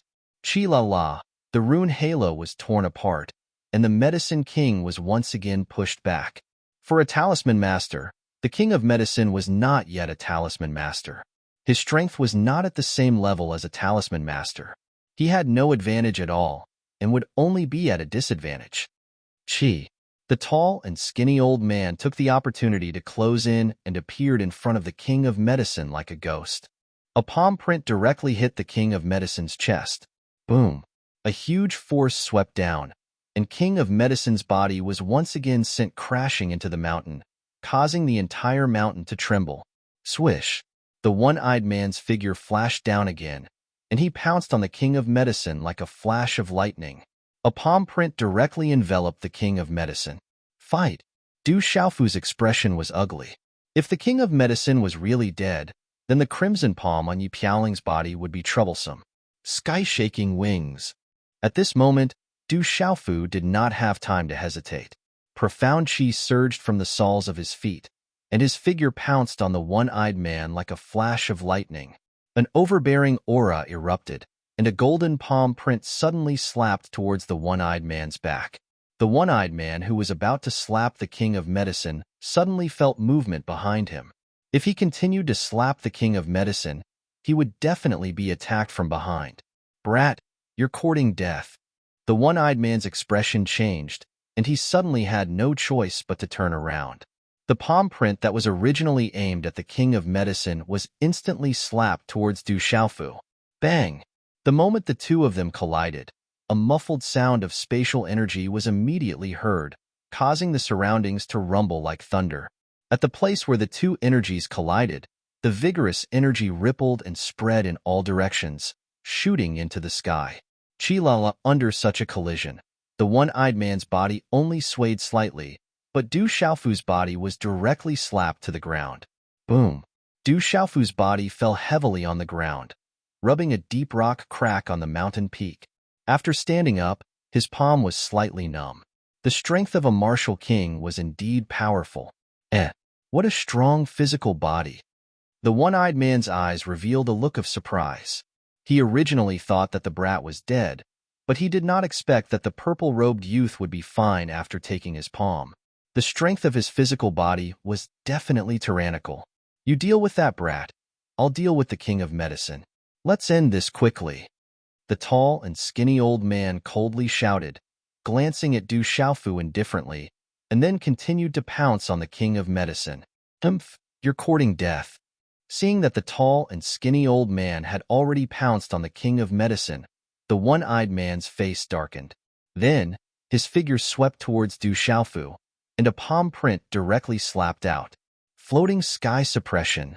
Suddenly, waves of black energy suddenly spread out, surging violently, suppressing everything. Killing intent filled the air and directly enveloped the one-eyed man. The one-eyed man's eyes flickered with suspicion. In this wave of black energy, which was fiercer than the previous one, he felt a suppression. Wang. Yi Piaoling's figure appeared in the space enveloped by the black energy. She held the serene python in her hand, and a bright light burst out. Her body's faint black chi was poured into it, and the wong-wong sound of wind and thunder suddenly resounded from the serene python. Boom! In an instant, a liquid-like rune energy flowed and spread out from the body of the serene python sword. A terrifying energy pressure was released. The rune dazzled and rushed out, quickly condensing into a huge serene python that was dozens of feet long. Hiss! The gigantic python was like a sword and a beast. The runes filled the sky, and its aura was shocking, causing one's heart to tremble. Facing a martial king expert, Yi Piaoling immediately activated two of her strongest attacks. Together, she hoped to be able to contend against a martial lord expert. Serene Python Sword Skill. Yi Piaoling shouted in a low and sharp voice. The serene python sword radiance swept out, and a terrifying aura burst out like a flood. Wherever the serene python passed, the space was distorted, and a dazzling sword radiance swept out. With a sharp, ear-piercing sound, it broke through the space like thunder. The martial lord realm is mysterious. Unexpectedly, you have such strength. It seems that you have a powerful background. It is also a good sword. This time, I have gained a lot. At this moment, facing Yi Piaoling's fierce attack, the one-eyed man's single eye, which was as sharp as a blade, was shrouded by the serene python runes. His pupil shrank, but he did not take it to heart. He waved his hand, and a rune fingerprint condensed. His chi exploded, and like a thunderbolt, it landed on the sword radiance python. Chi. As the fingerprint landed, the serene python rune was horrifying, but it could not resist the thunderbolt finger. Instantly, it shattered into pieces, and the sword radiance shot out like fireworks. Pfft. The blood in Yi Piaoling's mouth kept spilling in the air. Her body fell from the sky and landed beside Du Xiaofu. The impact caused a large area of rocks to crack. You are still wet behind the ears. You overestimate yourself. The one-eyed man's eyes were cold and sharp. His 5 fingers curled slightly, and a claw print was formed. Immediately, it fell towards Yi Piaoling like a goshawk preying on its prey. Roar! It was also at this moment that a roar that sounded like a dragon's roar echoed through the mountain peaks. At this moment, the earth was rumbling, and the space was trembling. The aura was overbearing, and the pressure was unparalleled. Du Xiaofu attacked again. His clear eyes flashed with a lightning-like light. His purple robes fluttered in the wind. With his body as the center, cracks spread out from the bottom of his feet. At this moment, Du Xiaofu activated the mysterious move. As his cultivation became stronger and his comprehension became stronger, the power of the mysterious move became more and more terrifying. Buzz. The seals formed by Du Xiaofu's hands changed as the mysterious runes on the symbol puppet released ripples, transforming into a palm imprint with lightning-like speed. A low chanting sound was emitted from it, after which the mysterious runes on the symbol puppet cut through the air and directly rushed towards the one-eyed large man. In a flash, the palm imprint and the one-eyed large man's claw imprint collided with each other. Rumble. Such a collision caused a thunder-like, muffled sound of energy to suddenly resound between heaven and earth. Frightening energy ripples suddenly swept out like a stormy sea. The impact caused the entire mountain peak to shake, and countless boulders tumbled down and shattered. Kaka. Du Xiaofu's feet sank deeply into the rocky ground, and the surrounding rocks continued to crack. Faint golden blood flowed out from his mouth, and his face began to turn pale. Only at the initial pulse spirit stage. What a tyrannical martial skill. The one-eyed man's body staggered back in the air, and shock once again appeared in his eyes. Such a tyrannical martial skill was definitely something he had never seen in his life. The purple-robed youth's cultivation was only at the initial pulse spirit stage, and yet his strength was so tyrannical. His face darkened slightly, and with a thought, a wave of profound chi rapidly surged. What a tyrannical martial skill. It should be good if you give it to me. Then, I'll destroy you. After a short pause, the one-eyed man once again rushed down. A claw print was sent out, and frightening energy erupted. It seemed to want to tear apart space, and in an instant, it had arrived in front of Du Xiaofu. Is he going to go all out? Du Xiaofu's eyes narrowed, and his gaze turned serious. He could feel the claw print that seemed to want to tear apart space. It was likely that he could only go all out in order to contend against it. The Martial King stage was really too powerful and terrifying. You're not allowed to bully my brother. Just as the one-eyed man's claw print appeared a foot away from Du Xiaofu, a clear and ethereal voice suddenly rang out. Chapter 352. In this short period of time, a graceful figure in purple robes appeared in front of Du Xiaofu in an incomparably bizarre manner. As the purple-robed figure appeared, a fair and slender hand reached out and clenched into a fist. Green light erupted, and a circle of faintly discernible marks appeared in the air. Then, the fist directly collided with the one-eyed man's claw imprint. Everything happened in the blink of an eye. Bang! At such close proximity, the fist and claw imprint collided and instantly collided. For some unknown reason, the one-eyed man's expression abruptly changed as if he had sensed something. Immediately, a terrifying green light poured into his claw imprint. Crack! The frightening force poured out, and in that instant, the one-eyed man's arm was directly fractured with a crack. A concave shape clearly appeared on his right arm, all the way up to his shoulder. Then, his entire right arm went limp and could no longer move, blood continuously spurting from his mouth. Crack! The one-eyed man's body was immediately sent flying like an impact cannon, violently smashing into the mountain's rocky walls behind him. Boom! The mountain trembled and was on the verge of collapse. The one-eyed man's body was forcefully smashed into the rocks, causing countless boulders around him to roll down. The sharp gaze in his single eye was filled with shock and fear at this moment, and his mouth also let out a miserable howl. Goo goo. When this scene appeared, Du Xiaofu and Yi Piaoling were immediately stunned. They looked at each other and sucked in a breath of cold air. Du Xiaofu and Yi Piaoling's shocked and horrified gazes instantly locked onto the purple-robed figure in front of them, their gazes as if they had seen a ghost. Who else could the beautiful figure who had attacked be other than the seemingly frail and innocent Du Xiaoqing? Not good. At this moment, the tall and skinny old man, who had already exchanged blows with the Medicine King, saw from the corner of his eye that the one-eyed man had been seriously injured in one move.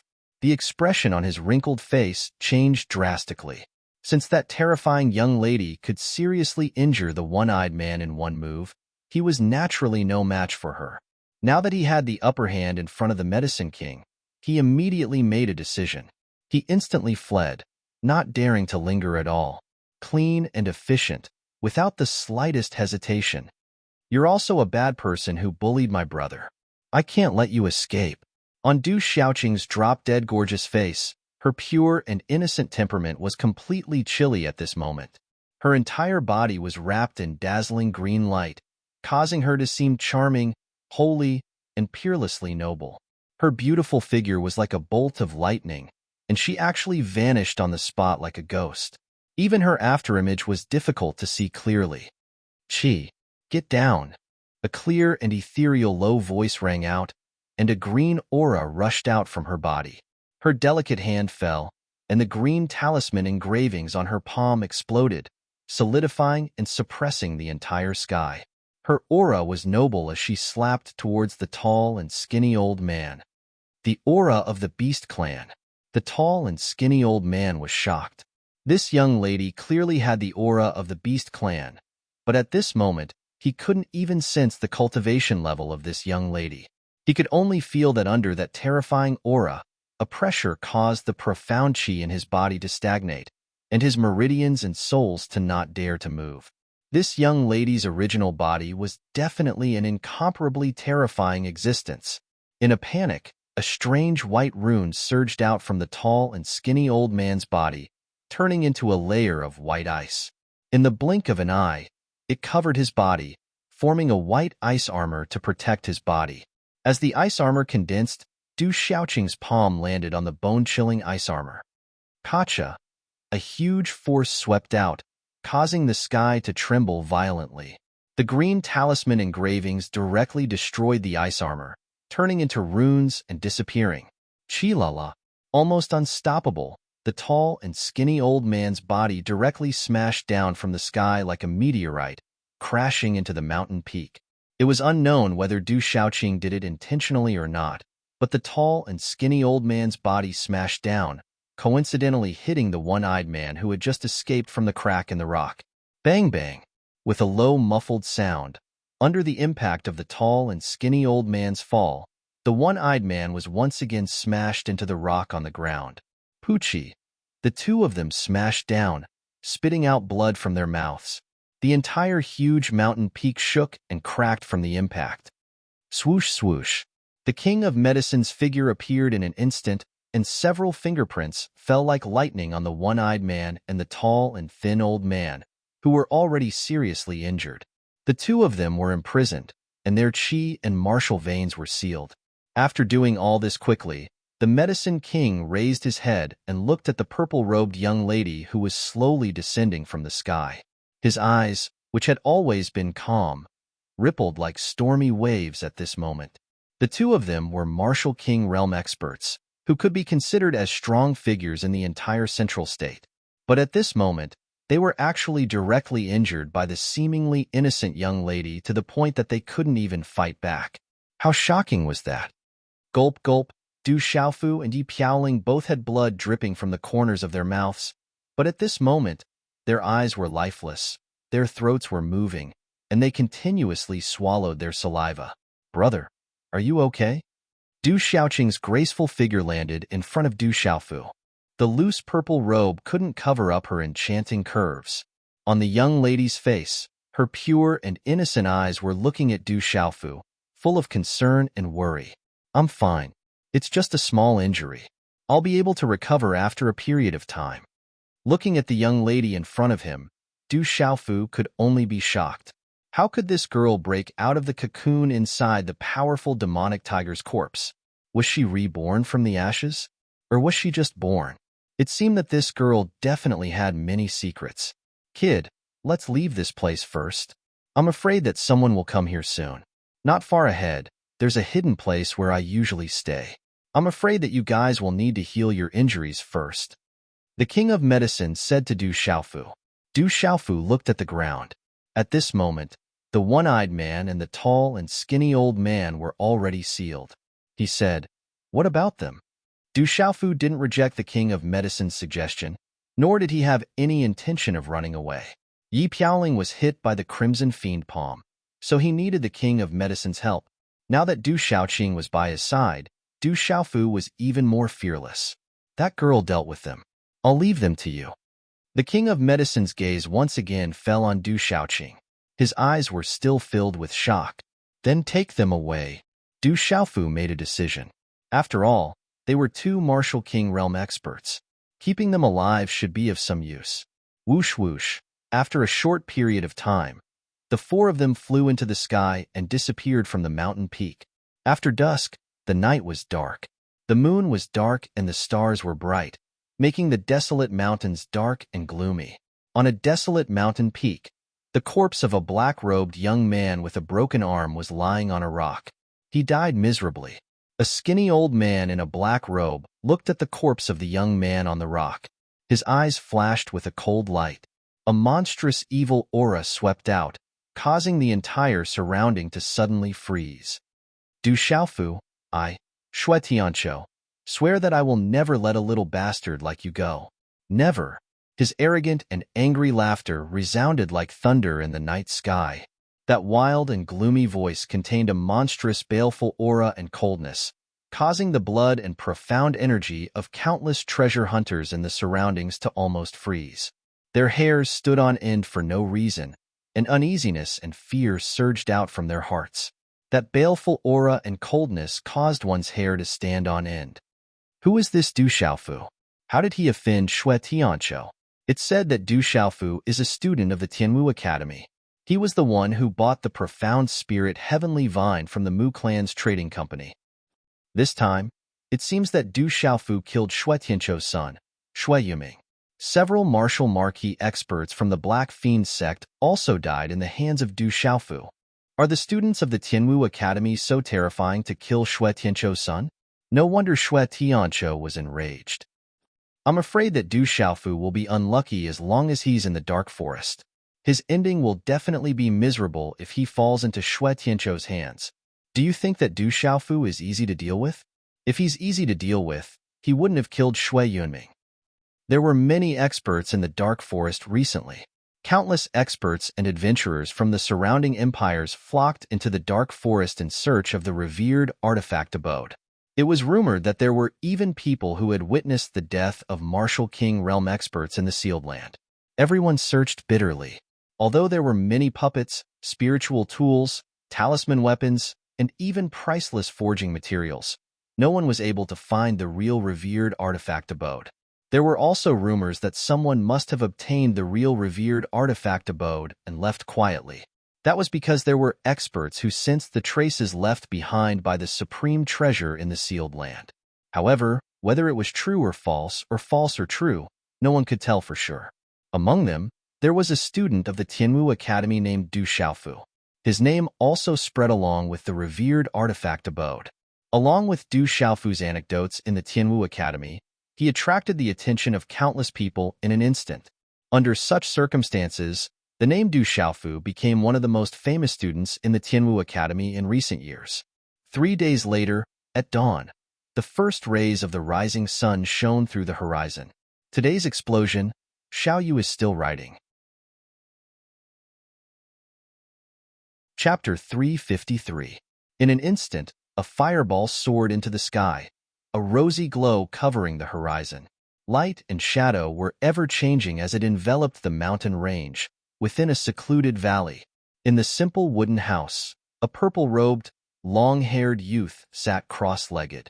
His entire body was shrouded in a faint golden glow, and he carried a broadsword wrapped in purple cloth on his back. Huff, huff, as the golden glow and profound chi around him burrowed into his body like a spirit snake.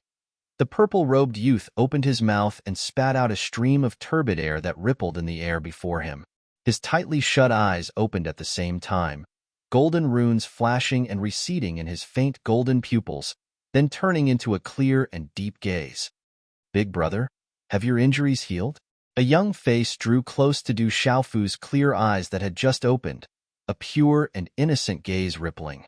As he gazed at this face, Du Xiaofu couldn't help but feel a wave of absent-mindedness in his heart. He stretched out his hand to stroke this young and immature face before him, and then he muttered in a low voice, "I wonder how Xiaojing is. Are she and mother well?" "Big brother, what's wrong? Who is Xiaojing?" Du Xiaoqing raised her head, her ethereal eyes bright as she looked curiously at Du Xiaofu and asked.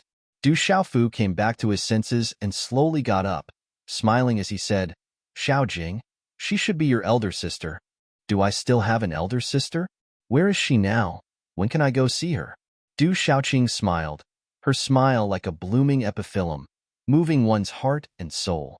Du Xiaofu looked out at the mountains outside the window and said softly, "When Big Brother becomes a strong person, then you can go see her. Big Brother will definitely become a strong person. I believe in Big Brother." Du Xiaoqing said with certainty, then hooked her arm around Du Xiaofu's arm and said intimately, "Big Brother, when the time comes, let's go see Big Sister together, okay?" "Okay, let's go together."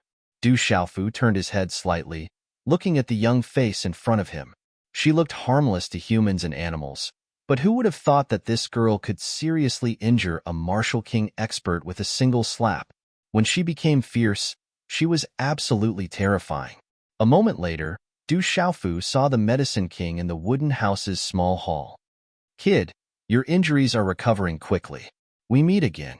Looking at Du Xiaofu, the Medicine King Yi-Wuming editor, Chrissy, Pill King, he was also surprised.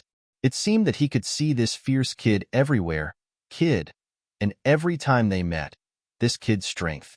Every time they met, this kid's strength became stronger. In just a few short months, this brat's current strength was likely to be able to directly kill an ordinary martial lord. How could this not shock the Medicine King?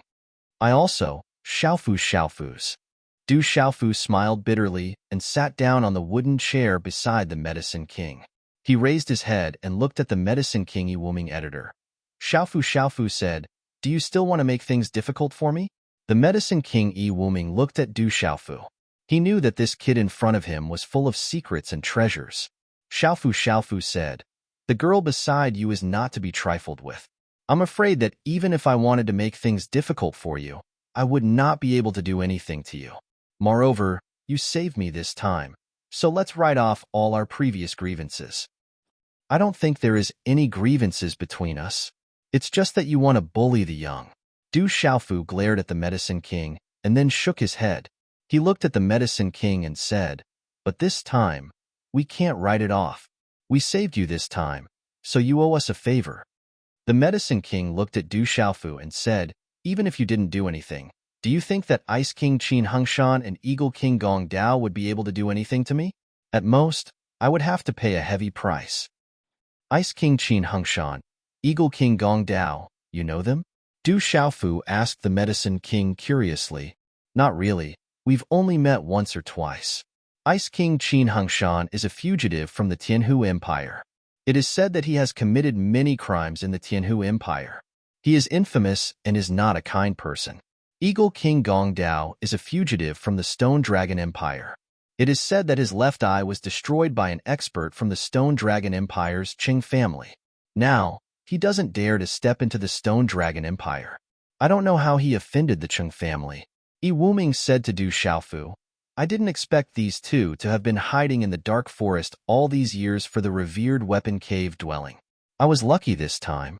Although I didn't get the revered weapon cave dwelling that I wanted, I unexpectedly obtained a 1,000-year-old treasure medicine. I didn't expect Ice King Qin Hungshan and Eagle King Gong Dao to find it." Du Xiaofu's eyes slightly moved. No wonder Medicine King Yi-Wuming was besieged by the Ice King and Eagle King. A treasure medicine was very valuable. Du Xiaofu continued to look at Medicine King Yi-Wuming and said, "No matter what, you still owe us a favor. Otherwise, I don't mind letting the Ice King and Eagle King go and let them continue to ask you for treasures. Or, I can ask for treasures myself. A treasure medicine is very valuable." "Brat, are you threatening me?" Yi-Wuming glared at Du Xiaofu. "You can say that. Every dog has its day. Who asked you to be unable to do anything to me?" Du Xiaofu said bluntly with a smile. With Du Xiaoqing here, he didn't have to worry about Yi-Wuming. Yi-Wuming glared at him, but he knew that this brat in front of him had a fierce character. He really had some scruples. He had seen the strength of the little girl outside with his own eyes. He then stared at Du Xiaofu and asked, "What do you want? Just say it." "My friend has been hit by the red fiend palm," Du Xiaofu said to Yi Wuming. "Red fiend palm?" Yi Wuming slightly frowned and said, "The red fiend palm is a vicious martial skill. Those who are hit by it are almost incurable. The stronger the opponent, the stronger the power of the red fiend palm. It is said that there is no cure." Du Xiaofu suddenly frowned and said, "You are the Medicine King, but you still have no way to save him?" "The Medicine King is not an immortal. Even if I can't save him, it is normal. I also couldn't save the North Vanquishing Prince's injury. However, the North Vanquishing Prince's injury is not completely incurable. It is just that the price is too high and I am too busy to save him. Anyway, it has nothing to do with me." Yi Wuming said, "That red fiend palm, you also have a way to cure it, right?" Du Xiaofu's eyes were filled with hope. "I am not called the Medicine King for no reason. I do have a way, but I need to try it slowly. However, you should know my rules. If I save someone, I will kill that person. Since you two have helped me this time, I can help you, but the rules cannot be changed." Yi Wuming said to Du Xiaofu, "No problem. When the time comes, you can ask him to kill whoever he wants. As long as you can save him, it will be fine." Du Xiaofu said with a smile. If the Medicine King Yi Wuming agreed to help, then Yi Piaoling would be saved. "When the time comes, I will ask him to kill you." Yi Wuming glanced at Du Xiaofu and said, "This?" Du Xiaofu heard this and was stunned for a moment. Then, he revealed a smile and said to Yi Wuming, "It doesn't matter. He may not be able to kill me. It is better than letting him kill someone else. If he is killed by someone else, then it would be bad. I don't want to lose a friend." "I didn't expect this kid to be so affectionate." Yi Wuming stared at Du Xiaofu for a while and could only helplessly say, looking at the Medicine King and Dr. Wuming, Du Xiaofu's eyes secretly flickered with some light. He suddenly asked, "Medicine King, you should be a weapon talisman master. You seem to have a lot of knowledge about puppets." Du Xiaofu remembered that 3 days ago, when he was dealing with the Ice King Qin Hengshan and the Eagle King Gong Dao, the Medicine King Yi Wuming had used a puppet. Although that puppet was already very strong, it was much weaker than the puppet refined by his master, the revered weapon master. Hearing this, Yi Wuming's eyes secretly flashed with a trace of sadness. His seemingly old face slightly moved, outlining a trace of a bitter smile. Then looking at Du Xiaofu, Yi Wuming said, "The world thinks that I, Yi Wuming, only have medical skills. My medical skills are not weak, and I can bring the dead back to life. However, no one knows that compared to medical skills, I am more interested in refining weapons. It's just that after leaving that place, my refining skills have stagnated. Dozens of years ago, I accidentally learned that the revered weapon master's cave residence might be in the dark forest. Therefore, I concealed my identity and came to the dark forest to search for clues, hoping to obtain the revered weapon master's refining skills. Finally, the place where the revered weapon master was sealed appeared. But in the end, I didn't have that kind of fortune and opportunity. It seems that in this life, I can only continue to walk on the path of a talisman master." Du Xiaofu's eyes moved. Then, after chatting with the Medicine King for a while, he left the wooden house's small hall. The Medicine King Yi Wuming agreed to help cure Yi Piaoling's crimson fiend palm. This made Du Xiaofu feel relieved. However, Yi Piaoling was still recuperating. Looking at the Medicine King's current appearance, his injuries were also not light. Even if he helped, it would probably take some time. In the following time, Du Xiaofu did not intend to leave the hidden wooden house in the deep valley, nor did he pay attention to the Ice King, Qin Hengshan, and the Eagle King, Gong Dao. However, Du Xiaofu was one step ahead of the Medicine King. He had already taken the Ice King and Eagle King's Qinkuan bags into his arms. Time passed slowly. In the next few days, Du Xiaofu was in a state of seclusion. In his mind, he sorted out the large amount of refining experience and methods left by his master, the revered weapon master. Chapter 354. The vast amount of knowledge and experience left behind by the venerable weapon master was the treasure of an 8-star formation talisman master's life. For any weapon talisman master in the outside world, this was an absolute great fortune and opportunity, enough to give up everything for it. Even all the 7-star formation talisman masters in the entire middle ground would be willing to risk their lives and go crazy for it. But now, all the knowledge and experience of the venerable weapon master's life had been poured into Du Xiaofu's mind. It was like a vast ocean, enough for Du Xiaofu to absorb as much as he liked like a fish. Du Xiaofu was also immersed in it. From what Du Xiaofu knew, like most people in this world, weapon talisman masters were the weakest existences among spirit talisman masters. Many adventurer teams and adventurers were even unwilling to team up with weapon talisman masters. And now, Du Xiaofu learned from his master, the venerable weapon master, that the strength of a weapon talisman master was definitely not below that of a formation talisman master, and was even comparable to a martial artist. A powerful weapon talisman master, other than being able to refine divine weapons to increase their strength, could also refine all sorts of powerful puppets, which were their own killing moves. No one dared to provoke them at all. However, weapon talisman masters who were able to refine puppets were extremely rare existences amongst all the weapon talisman masters. They were truly too rare. Time passed slowly. Du Xiaofu was completely immersed in the world of weapon talisman masters, absorbing the knowledge of all kinds of weapon talisman masters and comprehending them. As the saying goes, if you understand something, you will understand it all. In Medicine Talisman Master and Formation Talisman Master, Du Xiaofu, under the guidance and influence of his big brother Jin Qingchun, had at least some good understanding. Now, his understanding of weapon talisman masters, coupled with the knowledge left behind by his master, the venerable weapon master, was definitely improving rapidly. If other weapon talisman masters were to find out about this, they would definitely be infuriated to death by comparison. As the saying goes, if you want to see 1,000 miles, you can reach a higher level. However, Du Xiaofu was equivalent to standing on the shoulders of giants, looking down at the sky from the start. Other artifact talisman masters would take 10 years to comprehend, but at this moment, Du Xiaofu probably wouldn't be able to comprehend it in one day. For a full 10 days, Du Xiaofu was immersed in the comprehension of the tool symbol master, and did not forget to cultivate the nameless incomplete cultivation method. Walala! Inside the wooden house, a mystical white divine light rippled, emitting a wave of pressure. Du Xiaofu sat with his legs crossed as he bathed in white light. The purple-gold celestial tower on his back was also enveloped by the white light of inscriptions. When the white rune light converged into his body, Du Xiaofu's closed eyes suddenly opened, and a smile appeared in his eyes. Du Xiaofu felt the Niwen Palace in his mind. His mental strength had improved again, and it seemed to be exceptionally full. In his mental strength, there was an ancient and vicissitude aura. It wouldn't be long before he would have another breakthrough in the spiritual talisman master.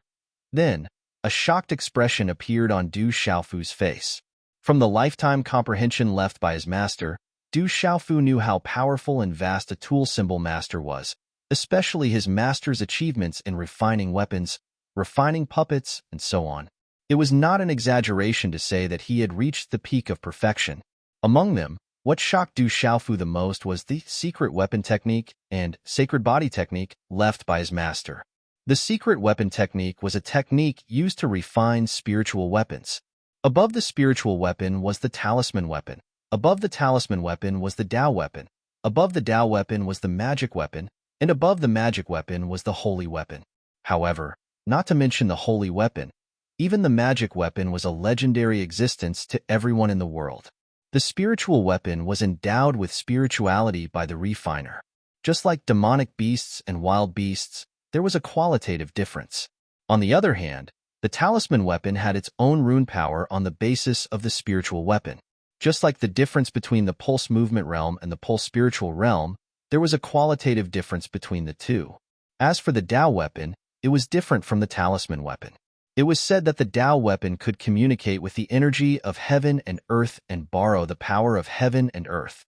It was said that when the Tao weapon was activated, it could collapse the mountains and crack the earth. It could destroy everything with a raise of one's hand. It could kill opponents of a higher level as easily as taking something out of one's pocket. Its power was unimaginable. The legendary magic weapon itself had the power to move mountains and overturn seas. If it was refined by an expert for his own use, it could reach the heavens and earth and shake mountains and rivers. The secret weapon technique left by the weapon venerable was different from the general method of refining spiritual weapons. The secret weapon technique could refine demonic beasts' secret methods and beast energy into a magic weapon, activate the weapon, communicate with the beast energy and secret methods, and increase the power greatly. It was far from being comparable to a spiritual weapon or ice blade of the same level. It was said that in the Central Plains, many experts were willing to pay a huge price for a spiritual weapon refined by the weapon venerable, but it was difficult to get. Du Xiaofu had learned from the secret soldier manual that it was not an easy task to refine the beast energy and secret method on the ice blade spirit weapon. First of all, the weapon talisman master had to be proficient in the secret methods of beast energy. For the weapon talisman master, how powerful would he have to be able to do it? The holy body technique was even more shocking to Du Xiaofu. Simply put, the holy body technique was equivalent to a body refining technique, but it was not the same. Du Xiaofu learned from the holy body technique that it could refine the human body as if it were a spiritual weapon. At the same time, it could refine some secret methods of beast energy and even simple talisman arrays into the human body. At the end of the refinement, the human body could be comparable to a doctrine weapon, a magic weapon, or a holy weapon. When the human body was refined like a spiritual weapon, it could also be refined with secret methods of beast energy and talisman arrays. When he learned this, Du Xiaofu was completely shocked. If this spread out, it would be enough to make people call him a madman. However, Du Xiaofu believed it. From the holy body technique, Du Xiaofu carefully understood it and found that what his master, the weapon-revered master, said could definitely succeed. It was just that the difficulty was not ordinary. The secret weapon technique and the holy body technique are too powerful. Du Xiaofu was shocked. No wonder his master, the weapon-revered master, was able to move unhindered in the Central Plains. Just by relying on the secret weapon technique and the holy body technique, either one of them was enough to be called abnormal. The mountains overlapped, the valleys were quiet, and the simple and quiet hut was shrouded in a soft light. A soft mist rose from the surrounding mountains. The white mist rendered everything hazy and illusory. In front of the small house, a graceful and beautiful figure was twirling around like a butterfly.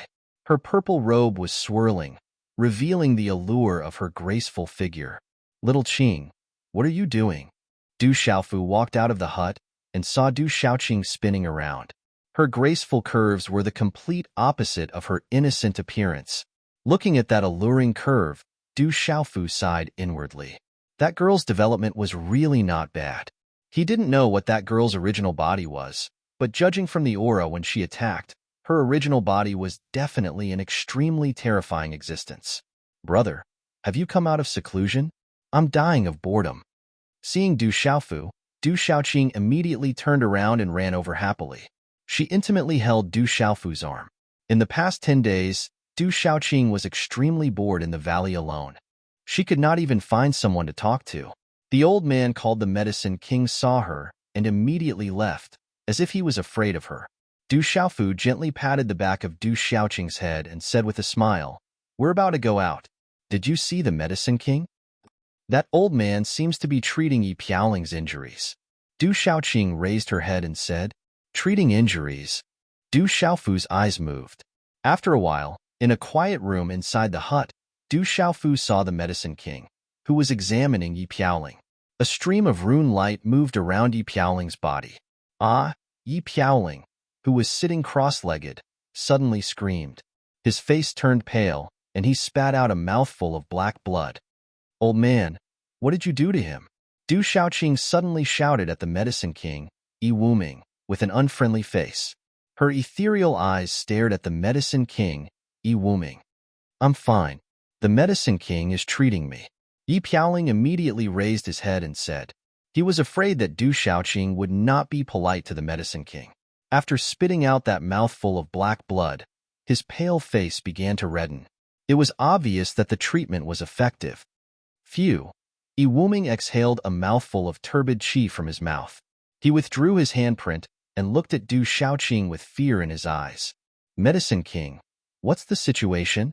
Du Xiaofu asked the Medicine King, Yi Wuming. The situation is very serious. The red fiend palm was used by a martial royal realm expert. This kid's internal organs, bones, and muscles have all been infected by the fiend qi. That vicious fiend qi is extraordinary. It is cultivated from the earth's core and the fiend qi. It can corrode everything. However, this boy is really lucky. If it was an ordinary person, he would have died long ago.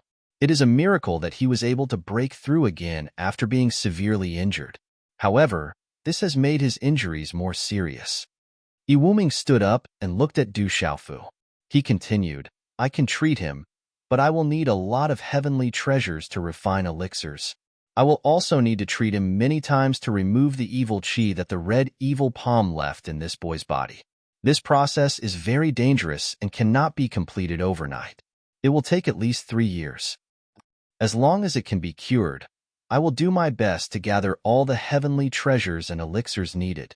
As Du Xiaofu's voice faded, he bowed respectfully to the Medicine King.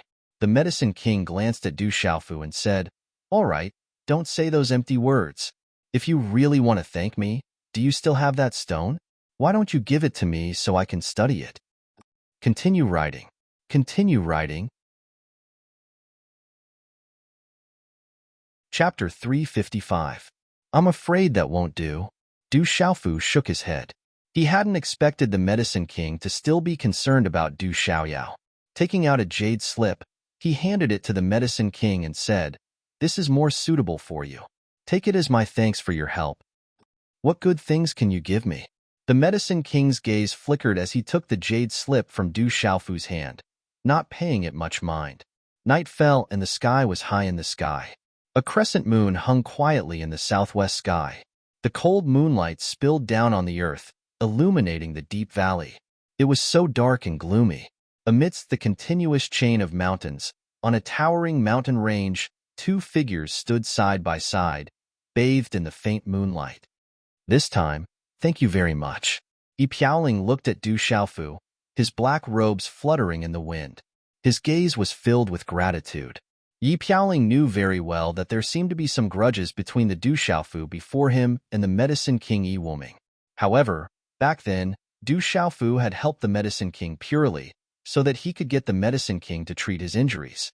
Facing 2 martial kings, he didn't even care about his own safety. This favor was as heavy as a mountain range. What are you thanking me for? When your injuries are healed, remember that the World Association still has a place for you. Du Xiaofu carried a broadsword on his back, his purple robes fluttering in the wind. He smiled faintly and patted Yi Piaoling's shoulder, unconcerned. All right. Yi Piaoling replied with a simple word. Then, he said, Next, do you plan to go to Chaotic Demon City? Brat, stinking brat, where are you? Come out quickly. Du Xiaofu had just opened his mouth to speak when a hurried shout suddenly rang out. Then, in the darkness of the night, a flowing figure suddenly landed in front of the 2 of them. The flowing light converged. It was the Medicine King Yi Wuming. His eyes trembled as he looked at Du Xiaofu, as if he had discovered a new continent. Holding the jade slip that Du Xiaofu had given him during the day, he said excitedly, Boy, tell me quickly, where did you get this? Is there anything else?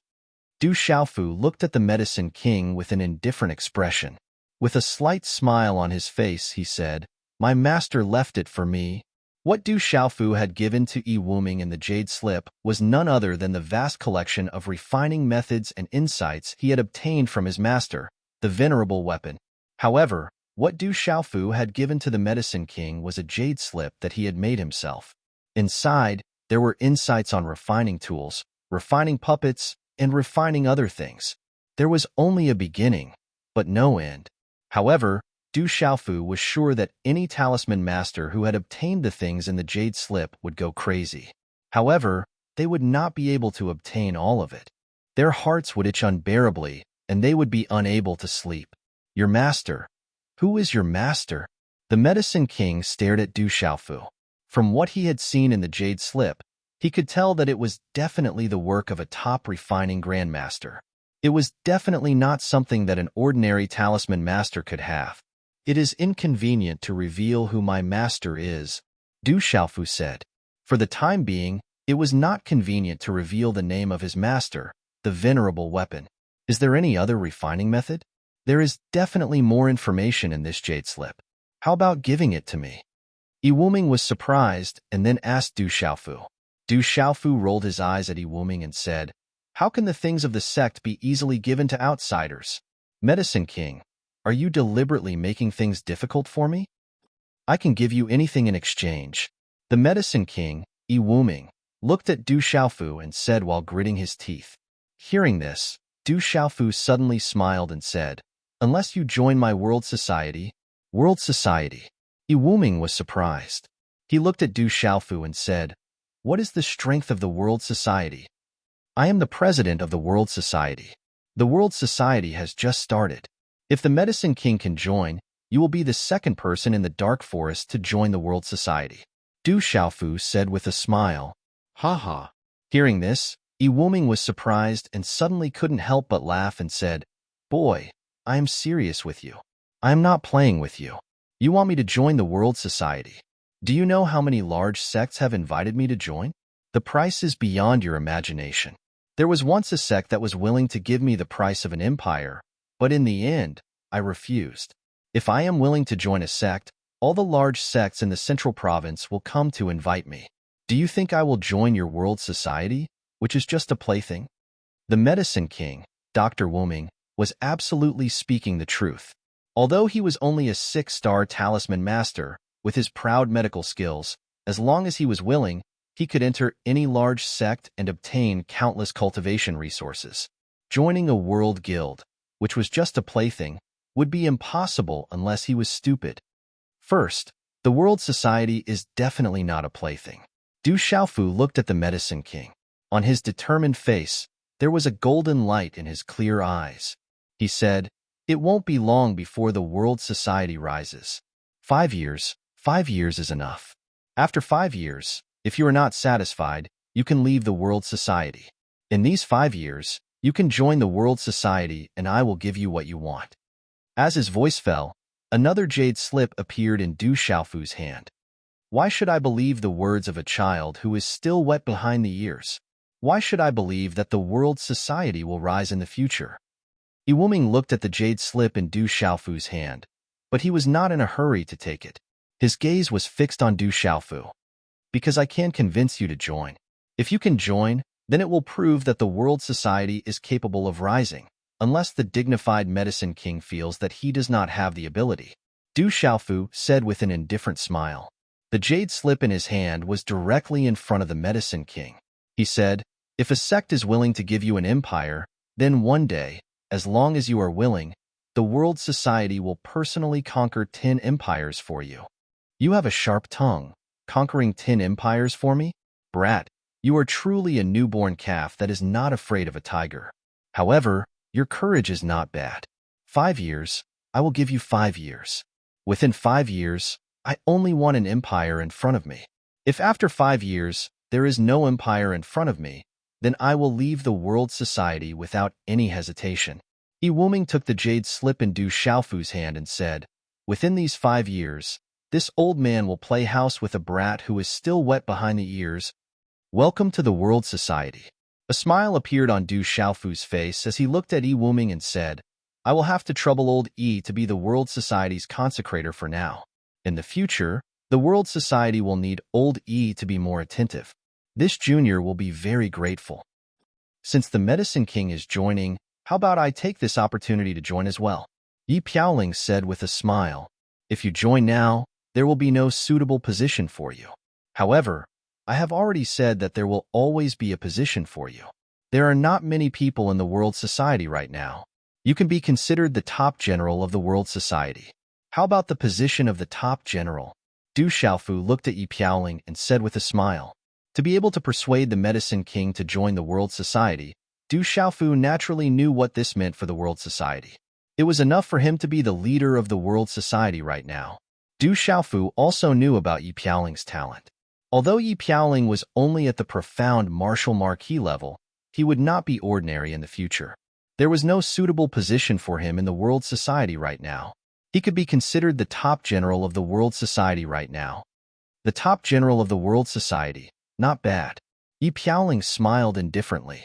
In the dark night, his black robe looked deep. His eyes were as bright as the stars and had a sharp fluctuation. At this moment, Yi Piaoling still did not know that in the near future, the name of the 18 generals of the world would cause people to tremble in fear. Wherever the 18 generals of the world passed by, no one would not bow their heads, causing countless experts to tremble in fear. And his title as the top general of the 18 generals of the world meant that he could suppress the sky and slaughter the world. Yi Wuming carefully put away the jade slip and then said to Du Xiaofu, "What do you plan to do with the Ice King and the Eagle King? Be careful of any changes." "Oldie, what do you think will happen if we let those two join the world society?" Du Xiaofu raised his head and asked the Medicine King. The Ice King, Qin Hengshan, and the Eagle King, Gong Dao, were both martial king experts. With their strength, if they could join the world society, it would be enough to make the world society one of the top forces in the dark forest. Do you think it's simple? The human heart is sinister. If they don't want to join, staying will be a disaster. Moreover, the two of them are infamous figures who have dominated for half of their lives. Do you think they will submit to a brat who is still wet behind the ears? If you want them to join, I'm afraid they will eat you instead. Yi Wuming said with a serious expression. Is that so? Du Xiaofu was not surprised. Du Xiaofu had wandered in the dark forest for so long and understood the sinister nature of the human heart. That Ice King and Eagle King were not easy to deal with. They were both infamous figures who had dominated the world for half of their lives. Wanting them to sincerely join the world society and listen to the orders of a young man who was still wet behind the ears was obviously not going to be easy. The darkness of the night shone on the wooden house in the secluded valley. The surroundings were silent. After a while, Yi Wuming, Du Xiaofu, Du Xiaoqing, and Yi Piaoling appeared in the wooden house. Other than the four of them, there was also the Ice King, Qin Hengshan, and the Eagle King, Gong Dao, who had been sealed. Chapter 356. Xiu Xiu. The Medicine King's hand seals condensed, and several runic fingerprints landed on the Ice King and Eagle King's acupuncture points, allowing them to speak, but still unable to move. The Ice King and Eagle King had a portion of their acupuncture points released, and their gazes swept over the Medicine King, Yi Wuming, Du Xiaofu, and the other three. Looking at the seemingly harmless Du Xiaoqing, their eyes were still filled with shock. What do you want to do? If you want to kill us or cut us up, say it sooner. Eagle King Gong Dao said as he looked at Yi Wuming. Of the four of them, he naturally saw the Medicine King as the leader. Du Xiaofu looked at Eagle King Gong Dao and Ice King Qin Hengshan, saying, "Now you have two paths. If you want to die, it's easy. I can destroy you at any time. If you want to live, it's also very simple. Swear your loyalty to me, and you can live." Brat, did I hear wrongly? You mean, you want us to swear our loyalty to you? Ice King Qin Hengshan looked at Du Xiaofu and asked seriously. That's right. Swear your loyalty to me. Swear your unconditional loyalty to me. Du Xiaofu said with certainty, without any intention of joking. Haha. Ice King Qin Hengshan laughed loudly, his eyes looking at Du Xiaofu with contempt, saying, Brat, you'd better go home and drink milk for a few more years before coming out. Who do you think you are? You're still wet behind the ears, and you want us to swear our loyalty to you? Don't you know who I am? Humph. Hearing this old guy talk about her brother, how could Du Xiaoqing hold back? She snorted coldly and was about to stand up, but Du Xiaofu gestured for Du Xiaoqing to sit down. His clear eyes looked at Ice King Qin Hengshan, and he said calmly, I know who you are. You're just a fugitive from the Tianhu Empire, hiding in the dark forest for decades. If you had the ability, you wouldn't have to hide here and there. In front of me, it's better for you to hide your martial king status a little. Actually, everything is very simple. If you don't swear your loyalty, then die. Hearing Du Xiaofu's words, Qin Hengshan stared straight at Du Xiaofu's clear eyes. His expression grew darker and darker. The corners of his eyes twitched a few times. Then he revealed a sinister cold smile, saying, Hee hee, you really are still wet behind the ears. This king roamed for half my life. How would I be scared to be scared by a little brat like you? Go home and drink 2 more years. When this king ruled roamed the world, do one. You, you're, you, you're, you. You're too noisy. As soon as Du Xiaofu finished speaking, a fierce aura suddenly exploded out from within his body, and light golden profound energy surged. His fingers clenched into a fist that was covered in golden light, and all of a sudden, it was like a bolt of lightning as it directly smashed onto the head of the Ice King, Qin Hungshan. In Qin Hungshan's constricted eyes, the golden fist grew larger and larger, and a wave of fear climbed out from the depths of his soul, and the aura of death grew within his soul. Boom! Following a low, muffled sound, the head of the Grand Ice King Qin Hungshan was blasted into pieces by Du Xiaofu's fist, and a bloody mist and red and white blood instantly sprayed out. With his cultivation sealed, the head of a martial king was only a little harder, so how could it resist Du Xiaofu's fist, which was obviously filled with killing intent? In the end, Qin Hungshan probably didn't expect that the purple-robed youth would turn hostile just like that, and didn't put him in his eyes at all. Martial King realm, just a prisoner. In front of me, you don't have any qualifications to be arrogant. Looking at the exploded head of Qin Hungshan, Du Xiaofu's clear eyes flashed with a fierce killing intent. If it was not long ago, perhaps a martial king realm would have caused Du Xiaofu to be extremely moved and shocked, but his master had already seen an 8-star spirit talisman master. Now that it was a martial king realm, Du Xiaofu was quite concerned, but he definitely wouldn't be too moved and shocked. In a world where the strong were respected, especially in this dark forest, Du Xiaofu wouldn't be polite to Qin Hungshan and Eagle King Gongdao, these two infamous people. Ice King Qin Hungshan and Eagle King Gongdao, these two people had been unhindered for their entire lives. What kind of kindness and power, small favors, threats and promises were completely useless against these two people. If they didn't pledge loyalty and submit, then they would be directly killed to prevent future troubles. This brat is getting more and more fierce. Medicine King Yi was also quite surprised. He also didn't think that Du Xiaofu would be so decisive in killing a martial king realm expert. But Yi Wuming's gaze towards Du Xiaofu was filled with admiration. Decisive in killing. This kind of character was actually a good thing for the world society. Developing a force and cultivating by oneself were two completely different things. There were too many things to be done to achieve great things, and being decisive in killing was one of the most important things. After killing a martial king Ice King Qin Hungshan, Yi Piaoling's sharp gaze only slightly moved, then it returned to normal. His thin lips were filled with arrogance, and there was a hidden sharpness in his eyes. It seemed that he didn't find Du Xiaofu's action strange at all. Blood spurted out from Qin Hungshan's head, staining Eagle King Gongdao's face quite a bit. His gaze was close at hand, and he saw Qin Hungshan's head explode with a punch. He couldn't be any more dead, and he was deeply shocked. Originally, he also thought that the purple-robed youth was still wet behind the ears and was just playing around. Although the purple-robed youth's talent was extraordinary, in the end, he was still wet behind the ears. Only now did Gong Dao realize that in his heart, he seemed to have underestimated the purple-robed youth. That decisive character of killing, that demeanor of looking down on martial kings, how could it be possessed by an ordinary person? In the original exchange, Eagle King Gong Dao could also clearly feel that the purple-robed youth's aura was like that of a peerless, fierce beast, suppressing the vast sky. It was extraordinary and extraordinary. It seems that you also won't pledge loyalty. Du Xiaofu cast a glance at Eagle King Gong Dao, killing intent surging in his eyes, and a golden light exploded. I pledge my loyalty. I pledge my loyalty. Eagle King Gong Dao's voice suddenly rang out, afraid that he would be a bit too slow. He personally saw Ice King Qin Hungshan being shattered in front of his eyes, and he absolutely believed that this purple-robed youth would not hesitate to kill him. Under the true threat of death, martial kings were also afraid of death. The pride of a martial king, in the face of true death, was nothing. Du Xiaofu's fist wrapped in light golden profound energy suddenly stopped in front of Eagle King Gong Dao's nose. The sharp wind caused the surrounding air to tremble, and it swept Eagle King Gong Dao's eyes, making it difficult for him to look straight at it. Remember, You chose to pledge your loyalty.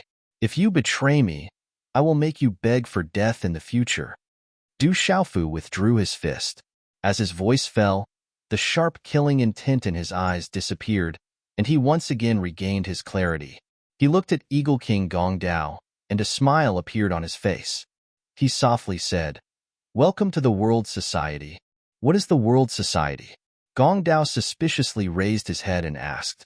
At this moment, he couldn't help but have a feeling of escaping death. But at this moment, when Gong Dao raised his head and looked at Du Xiaofu, his gaze was very uneasy. This purple-robed youth simply changed his face too quickly. Right now, his smiling face was completely different from the decisive killing intent from before. At such a young age, his expression was so relaxed, and he was so decisive in killing. This kind of youth was absolutely terrifying. "You will know what the World Society is like in the future. Take this goo poison pill, and you will be a member of the World Society. Only then will I be able to trust you." The Medicine King stood up and walked to Du Xiaofu's side. He looked at Gong Dao and said, "After taking the goo poison pill, the goo poison will spread throughout your body, but it will not affect your cultivation.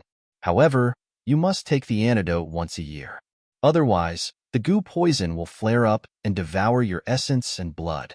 It cannot be removed, and you will be better off dead. If you obediently join the World Society, your life will naturally not be in danger. If you betray us, I don't need to say more about your fate. You decide for yourself." Right after he spoke, a black pill appeared in the Medicine King's palm. It gave off a faint black aura, accompanied by strange, flickering black talisman scripts. It was like a living thing, extremely strange, and gave off a pungent and unpleasant smell. Gong Dao's gaze wavered. He knew very well that as a prisoner, he had fallen into his grandmother's hands. If he didn't take this goo poison pill, he probably wouldn't be able to leave this place. If he took it, he would probably be controlled from now on. The goo poison pill refined by the Medicine King could not be removed by normal people. "I am willing to take it." Gong Dao nodded. Between life and death and being controlled by others, he still chose to live. "Remember, this is your own choice." The King of Medicine stuffed the goo poison pill into the Gong Dao's mouth. After the Gong Dao swallowed it, the King of Medicine formed a hand seal. Rune finger seals fell and began to unseal the Gong Dao's body. The older the ginger, the spicier it is. Du Xiaofu didn't say anything at the side, but his expression changed inwardly.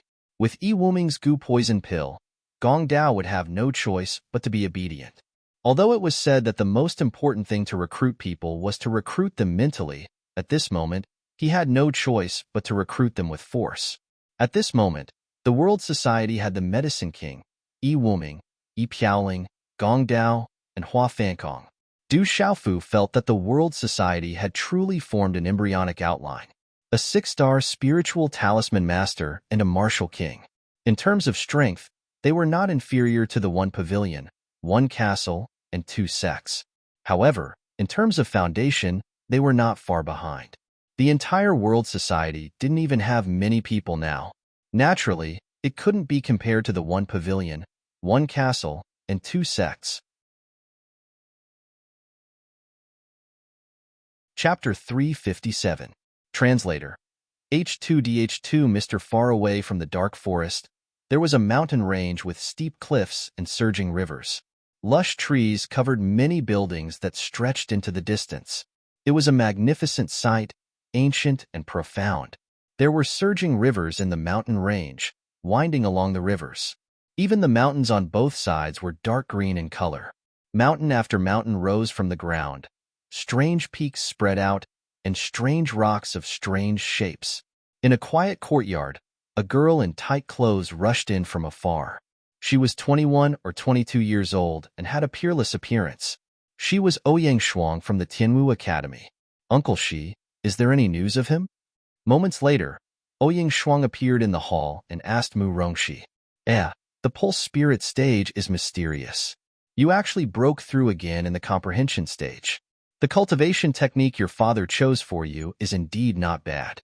Mu Rongxi looked at Ouyang Shuang, feeling the aura fluctuating from her body. He was rather surprised. His slender figure moved slightly, holding a white fan in his slender and fair hand. The corners of his mouth curled slightly. Although he was middle-aged, it did not affect his handsomeness at all. Instead, it was even more charming. He looked at Ouyang Shuang and said, "Girl, you really care about that brat. You asked him the moment you came out." "Uncle Shi, what nonsense are you talking about?" Ouyang Shuang rolled her eyes at Mu Rongxi and said, "I'm just worried about his safety. It's been so long. Why hasn't he returned to the academy?" "Don't worry, we already have news of that brat." The academy received news that he even appeared near the cave of the weapon sovereign more than 10 days ago. Mu Rongxi said to Ouyang Shuang, "It's good that he's fine." Ouyang Shuang immediately heaved a sigh of relief when she heard this. Mu Rongxi's gaze trembled, but she was not happy. Looking at Ouyang Shuang, she said, "Don't be happy too early. That kid is fine now, but he doesn't know how to withdraw the mysterious spirit Heavenly Vine. Instead, he has caused a great disaster. He killed several martial marquis experts of the Black Fiend sect. Even the only son of the Black Fiend sect's master, Xue Tianqiu, was killed by that kid. It is said that Xue Tianqiu is furious. The entire Black Fiend sect is looking for that kid everywhere." Ouyang Shuang's eyes widened when she heard this. She only recovered after a long time and said, "Uncle Shi, what should we do? Will he be in danger?" "According to what I know, there are already experts in the academy who have already gone out to look for him. The rest is up to him to fend for himself." Mu Rongxi sighed. He looked at Ouyang Shuang and said, "There is still a month before the Tianwu University Assembly, which is held once every 20 years. The Tianwu University Assembly is not something that every student will be able to participate in. If you have the opportunity to participate in the Tianwu University Assembly this time, you should try your best to fight for it. However, I'm afraid that you will have to enter the top 10. I've also heard the instructor talk about the Heaven Martial Assembly." "Uncle Shi, what exactly is the Heaven Martial Assembly related to?" Ouyang Shuang curiously asked. "It has a lot to do with the Heaven Martial Talisman Layer. It is also the mysterious part of the Heaven Martial Talisman Layer. Every 20 years, a special change will occur in the Heaven Martial Talisman Layer, causing the time to accelerate. At that time, the time inside the Heaven Martial Talisman Layer will be 10 times faster than the outside world. There is a total of half a year. After half a year, the Heaven Martial Talisman Layer will return to normal." Mu Rongxi said to Ouyang Shuang, "During this half a year in the Heaven Martial Talisman Layer is equivalent to 5 years. However, at that time, at most 10 people will be able to enter the Heaven Martial Talisman Layer to comprehend the Heaven Martial Talisman Layer. Only the top 10 of the Heaven Martial Assembly will be able to enter the Heaven Martial Talisman Layer to comprehend the Heaven Martial Talisman Layer." What a strange Heaven Martial Talisman Layer. Ouyang Shuang was astonished. Half a year was equivalent to 5 years. Compared to her peers, she had an extra 4.5 years. Furthermore, she had to comprehend the Heaven Martial Talisman Layer within the Heaven Martial Talisman Layer.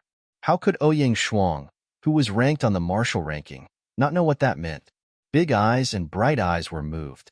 Ouyang Shuang sighed inwardly. What kind of strength was she 4.5 years ago?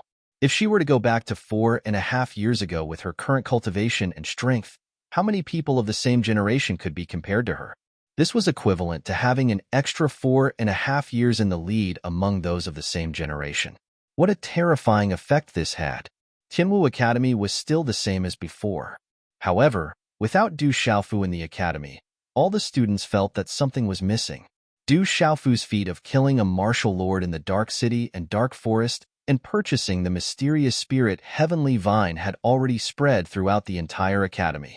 During their leisure time, Du Xiaofu was still the focus of discussion. Right now, even more students were waiting for Du Xiaofu's return. This was especially so for the honorary students. Du Xiaofu represented all the freshmen and honorary students. All of them were waiting for the return of the purple-robed youth. The Peace Plaza had also become lively recently.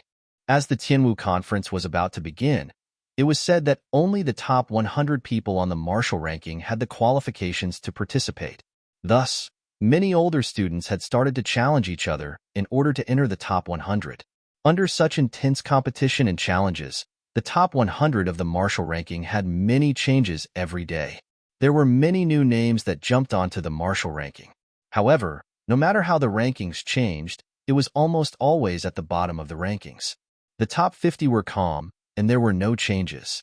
When it came to the top 50 of the martial ranking, unless the students in the top 50 started to challenge each other, it would be difficult for the people behind to change the rankings. In the valley, in the mountains, there was a simple wooden house. It was peaceful. Brat, are you saying that you want me to go to the Chaos Demon City and fight for you? That's right.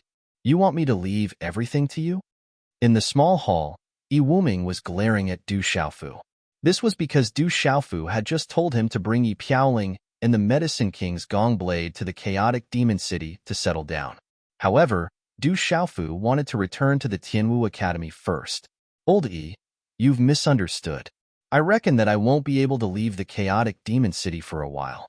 Thus, I might as well return to the Tianwu Academy first. After that, I'll rush to the Chaotic Demon City. Du Xiaofu said to Yi Wuming. Originally, Du Xiaofu wanted to go to the Chaotic Demon City. However, he had been delayed for quite some time, and he still had the mysterious spirit Heaven Vine with him. Furthermore, he was afraid that Ouyang Shuang and the little tiger would be worried. Thus, he decided to make a trip back to the Tianwu Academy first before heading to the Chaotic Demon City. With the Medicine King Yi Wuming and the Eagle King's Gong Blade overseeing the Chaotic Demon City, Du Xiaofu was completely at ease. If you're not going to leave everything to me, then what are you? Yi Wuming glared at Du Xiaofu. He waved his hand and said, I can let you return to the Tianwu Academy, but you must return as soon as possible. The World Assembly is yours. It hasn't even started, and you want to leave everything to me. This isn't good. I understand. I will definitely return as soon as possible, Du Xiaofu said with a smile. The next morning, when the sky was just beginning to brighten and the night had just faded away, two purple figures flew into the sky from the deep valley. Brother, what kind of place is the Tianwu Academy? Are we going to the Tianwu Academy now? A moment later, on the stone path in the valley, Du Xiaoqing was extremely excited. She was like a little bird in the morning, chirping happily along the way. They had finally left the boring valley. The Tianwu Academy is where I study, Du Xiaofu said with a smile. Originally, he was worried that he would encounter Xue Tianqiu and other martial kings on the way. However, with Du Xiaoqing by his side, he felt much more relaxed. Even if he encountered martial kings, he wouldn't have to worry. In the dark forest, as time passed, the excitement in the sealed area of the revered weapons cave gradually died down after a month or so. The sealed area was rummaged through multiple layers, but no more treasures appeared. In the end, the densely packed crowd had no choice but to disperse. Many people suspected that the real treasure left behind by the revered weapon might have been obtained by someone else without anyone knowing. Otherwise, the revered weapon wouldn't have only left behind a few ordinary puppets and a few talisman weapons and spiritual weapons. However, no one knew who had obtained the treasure without anyone noticing. Everything was just a guess, and it could only be used as a topic of conversation after a meal. In the vast forest, the sunlight passed through the layers of thick leaves, leaving mottled traces in the dense forest. Whoosh whoosh! Suddenly, a dozen figures flashed on a towering tree. They were extremely agile and immediately hid in the towering tree. Be careful, there are more people coming. This time, our Black Scale Gang came late and didn't obtain the treasure of the revered weapon. However, we have a chance to loot everywhere. This trip is not in vain. The leading figure was about 40 years old. He gave off the feeling of a monkey with a pointy mouth and cheeks. He waved his hand and signaled for the crowd to hide. A moment later, a man and a woman walked out from the dense forest. Both of them were quite young and wore purple robes. The man and woman walked over slowly and leisurely. They didn't seem to be on guard at all. It's two rookies. Attack. The leader, a large man with a protruding mouth and ape-like cheeks, immediately waved his hand. Suddenly, the sound of rushing wind was emitted from the surrounding towering trees, after which a dozen figures directly descended and tightly surrounded the man and woman. Brother, who are they? In the dense forest, suddenly being surrounded by a dozen figures, Du Xiaoqing was not worried at all. Instead, her face was filled with excitement. They should be robbers. Du Xiaofu smiled. Looking at the dozen people, he sensed their auras. Only half of them were at the pulse spirit realm, while the other half were at the pulse spirit realm. The strongest leader was at the peak of the perfect pulse spirit realm, which was considered a pretty good cultivation strength. Chapter 358. That's right, we're robbers. This little girl isn't bad. However, we're robbing you today, not your body. Hand over your chinku and bags, and we'll let you go. The monkey-faced man looked at Du Xiaofu and Du Xiaoqing as he licked his lips. When he saw Du Xiaoqing, his eyes were filled with shock and amazement. However, it was rare that he would rob them instead of their body. Big brother, what's robbing? It looks so fun. Du Xiaoqing became more and more excited. Du Xiaofu smiled bitterly. Then, he looked at the leading man and said, robbing me instead of my body. You're quite particular. How about this? I won't make things difficult for you. Scram as far as you can. Don't let me see you again.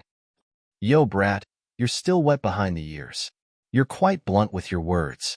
Today, I'll teach you a lesson. Sanair, Si Xiong, the two of you teach them a lesson. However, don't hurt that delicate little girl. I can't bear to hurt her when I look at her. When she's older, she'll grow up. The leading man said. His mocking gaze fell on Du Xiaofu and Du Xiaoqing. He did not place the two youths in his eyes at all. Yes, sect leader. The two men immediately leapt out when they heard this. They also looked at Du Xiaofu and Du Xiaoqing with mocking gazes. Then, the profound energy within their bodies surged. They immediately pounced towards Du Xiaofu. Qi. However, before the two men could pounce, a purple-robed figure suddenly appeared in front of them like a ghost. The pupils of the two men immediately contracted. They seemed to want to say something. However, before they could spit out the words from their mouths, a huge force directly landed on their chests. Bang bang! A muffled sound rang out. The two men's figures were directly sent flying.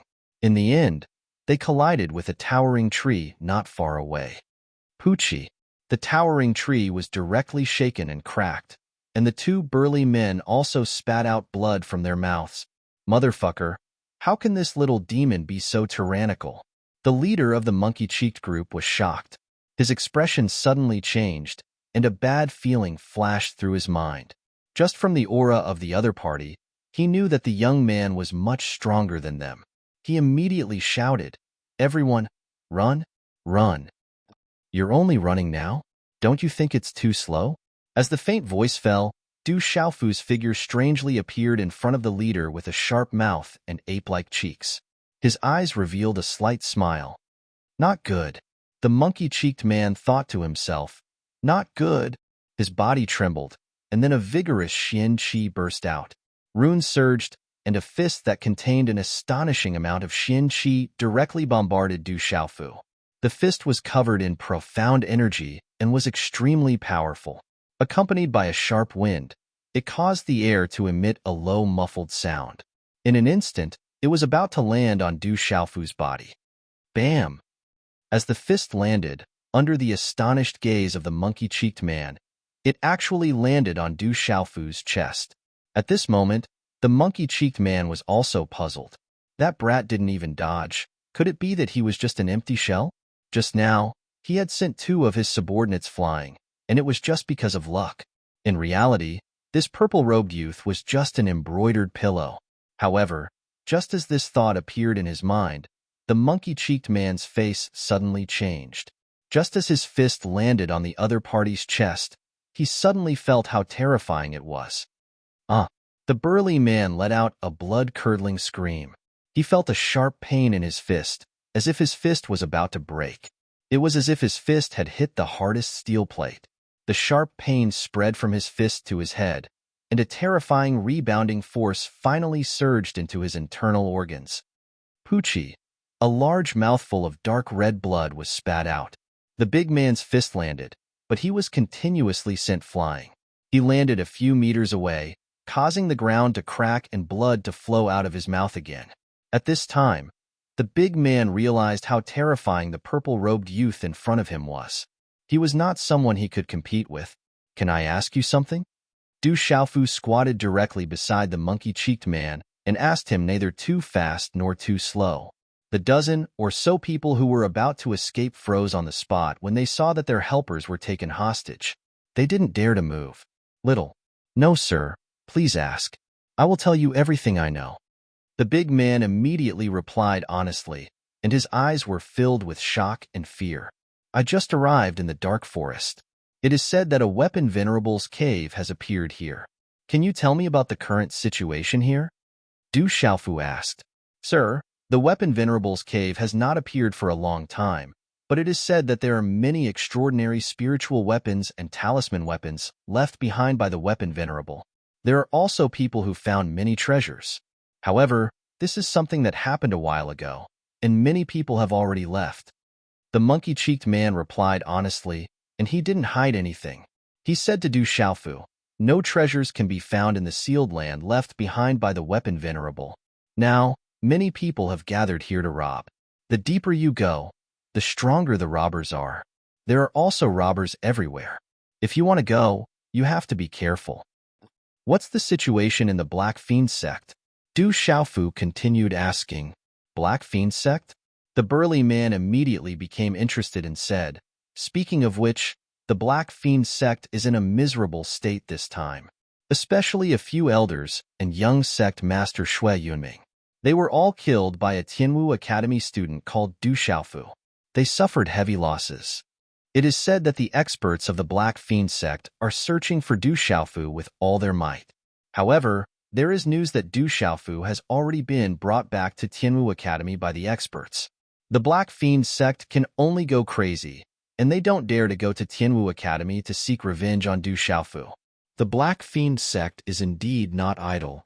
Hearing this, Du Xiaofu wasn't too surprised. The Black Fiend sect was indeed searching for him. However, he was no longer the same as before, and there was nothing to worry about. Looking at the burly man on the ground who did not even dare to stand up, Du Xiaofu's gaze flickered as he said, seeing that you're quite honest, I'll only rob you of your wealth and not your life. Everyone, hand over your chinko bags and leave. Otherwise, don't leave.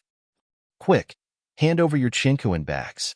The burly man shouted and immediately took out his own chinko bag and handed it to Du Xiaofu respectfully. That's right.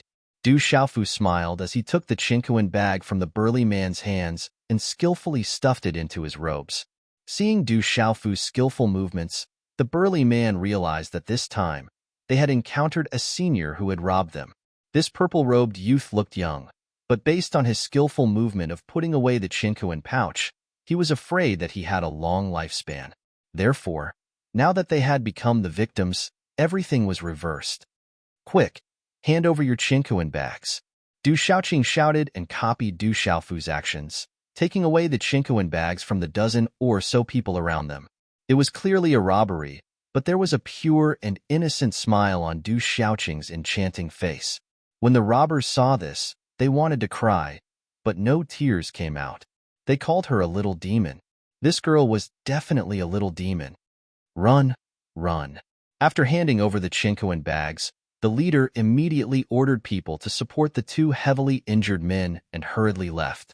They did not dare to stay any longer, wishing that their parents had given them an extra pair of legs. Big brother, so robbing is actually so fun. Let's go rob some more, okay? Du Xiaoqing excitedly handed over a large number of chinko bags to Du Xiaofu. She raised her head and a great passion for robbing appeared in her ethereal eyes. What have I taught you? Is this really okay? Du Xiaofu smiled bitterly. He really didn't mean to teach this little girl these things. Who would have thought that this little girl would be so interested in robbery? Moreover, she had a pure and innocent appearance. Big brother, can you please? I want to go rob. Seeing that Du Xiaofu did not reply, Du Xiaoqing pleaded. Her enchanting face looked even more pure and innocent, harmless to humans and animals. Okay, let's go rob. Du Xiaofu nodded. He was also extremely interested in robbing. However, he also made a few rules with Du Xiaoqing. She must listen to him and not rob recklessly.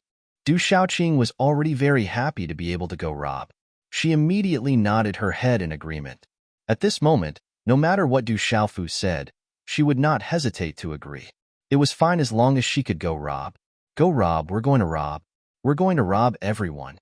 Du Shaoqing was extremely excited. She happily twirled in circles.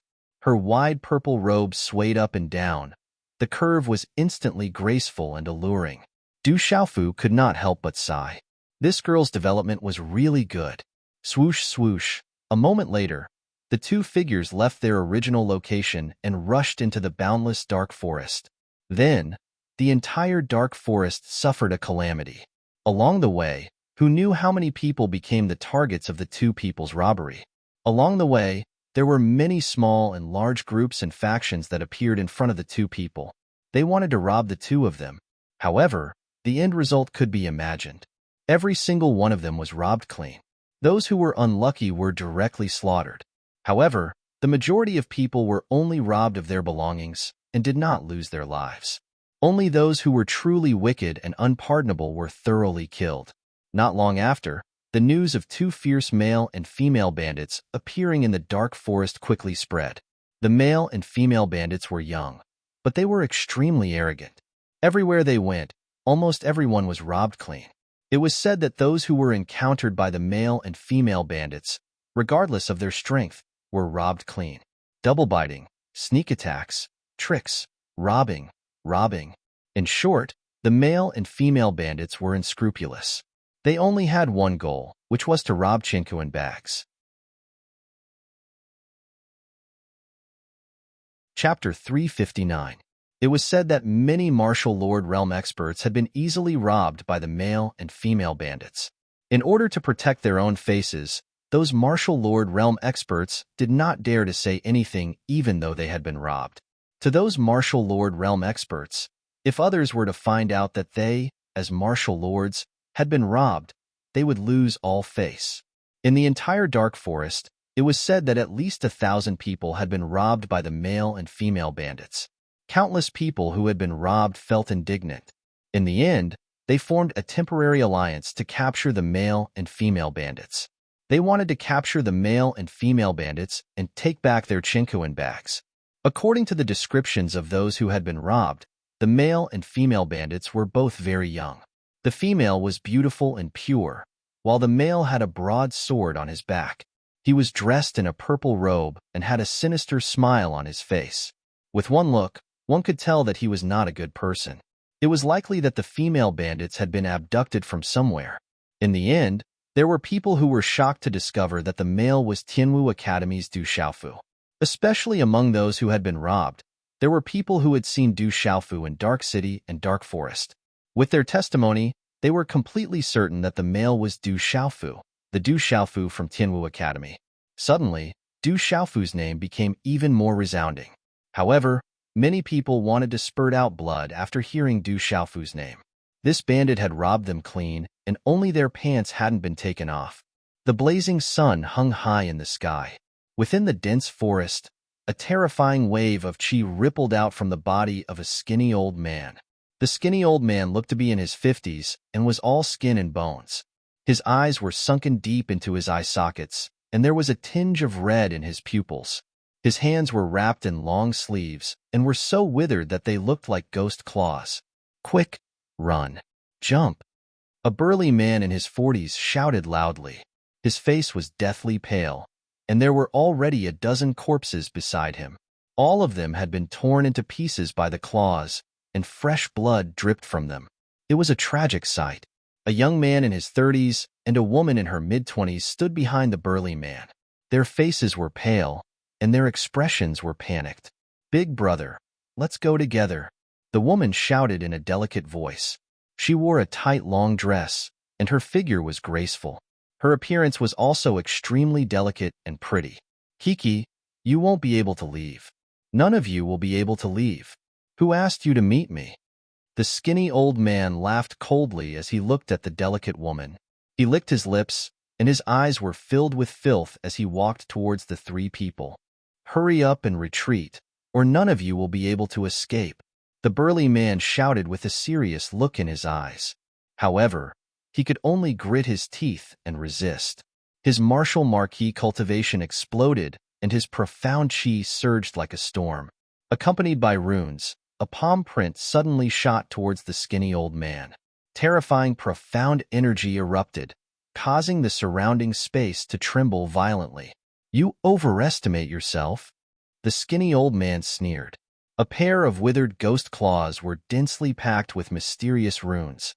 A claw print landed on the palm print of the burly man, causing the palm print to shatter into pieces and dissipate. "Kiki, you hindrance, I'll kill you first." The skinny old man glanced at the burly man. His gaze was cold as he stomped his foot on the ground. His figure was like an afterimage as he appeared in front of the burly man like a ghost. The two of them were not on the same level at all. The skinny old man waved his hand and sent out a claw print. The mysterious runes on the talisman surged and landed directly. The burly man's eyes were filled with horror as he quickly retreated. However, it was as if space had been sealed for no reason, making it difficult for him to dodge. Roar! In a panic, the burly man condensed his meridian spirit and fused with it. A phantom of a ferocious beast covered in dense scales and a pair of wings appeared. Chi-la-la! The claw print swept down and the phantom of the ferocious beast was directly torn apart, turning into dazzling broken runes. Accompanied by the collapse of the terrifying energy, several claw cracks spread on the ground and collapsed. The surrounding towering trees were directly shattered and collapsed. Uffed! The burly man's body was blasted backward as dark red blood spurted out of his mouth. His meridian spirit was torn apart. Although he escaped the disaster, he was also severely injured. "Big brother." The woman and the young man's faces changed as they rushed to the burly man's side. The young man's back was facing the woman and the burly man. He looked vigilantly at the skinny old man who continued to walk forward step by step. However, there was obvious shock and fear in his eyes. After hiding for so long, this old man did not dare to appear even when the weapon-revered cave mansion appeared. "Humph, today I'll take this woman as an appetizer." The skinny old man sneered. His face was filled with malice as he walked toward the three people step by step. Suddenly, the skinny old man stopped in his tracks and raised his head to look ahead. Just as the skinny old man's gaze fluctuated, he saw a man and a woman slowly walking out of the dense forest in front of him. The woman looked to be about 15 or 16 years old. She was bouncing as she walked. Her face was beautiful and her eyes were clear and ethereal. The skinny old man's gaze trembled as he looked at her. The man looked to be a young man. He carried a broad sword wrapped in purple cloth on his back. His face was resolute and his body was thin. However, he looked extremely sturdy and tall. "Big brother, someone is robbing us again." The young woman walked closer step by step. Her eyes were filled with excitement. "This time, it's not just a simple robbery." The young man walked closer and appeared in front of the three people. He looked at the skinny old man in front of him. There was a faint chill in his clear eyes. This man and woman were Du Xiaofu and Du Xiaoqing, who had robbed the heroes in the dark forest. The name of the male and female bandit was now well known in the dark forest. "Kid, it's you." When the skinny old man stared at Du Xiaofu, his shriveled and deep blood-red eyes shrunk. He recognized Du Xiaofu. He still remembered that Du Xiaofu was taken away by Grandma Silverflower back then. "That's right, it's me," Du Xiaofu coldly said as a smile surfaced on his face. Originally, he thought that he could only bring the mysterious spirit Heavenly Vine back to Tianwu Academy. However, he did not expect to encounter Ghost Claw on the way back. Du Xiaofu remembered the condition of the elders. Not only did he have to bring the profound spirit Heaven Vine back, he also had to bring Ghost Claw back. Only then would he be able to write off the debt. "Just the two of you?" Ghost Claw scanned the surroundings with his consciousness. He wanted to see if there were any other experts from Tianwu Academy. "There's no need to look. It's just the two of us." Du Xiaofu looked at Ghost Claw. His face gradually darkened and a cold glint flashed across his eyes. "Ghost Claw, it's time to settle the debt between you and Tianwu Academy." From the start, Du Xiaofu didn't care much about Tianwu Academy. Perhaps it was because he wanted to find the traces of his alcoholic father that he decided to enter Tianwu Academy. In fact, Du Xiaofu had caused a lot of trouble in Tianwu Academy. However, as time passed, Tianwu Academy's weight in Du Xiaofu's heart grew heavier. In Tianwu Academy, There were Wu Qingfeng, Zhang Wei, Sun Ji, Li Yuxiao, Gua Xiaofeng, Ghost Child, General, Gu Xinyan, Wu Kei, Bai Mingfeng, and the others. Each and every one of them left a mark in his heart. Fireblade Bai Mingfeng's death made Du Xiaofu remember the Dark Nether sect. Now that he saw Ghost Claw, his heart turned cold. Kiki, brat, you think you can do it? Ghost Claw sneered. During this period of time, he had been hiding in the Dark Forest. Back then, the Dark Nether sect's member was killed by Grandma Silverflower. Since he was a member of the Dark Forest, Grandma Silverflower wouldn't care about the matters in the Dark Forest. Therefore, she didn't kill him. Fortunately, he escaped quickly. Otherwise, the people from the two sects wouldn't have let him off. As for Ghost Claw, he didn't dare to go to the Dark Nether sect.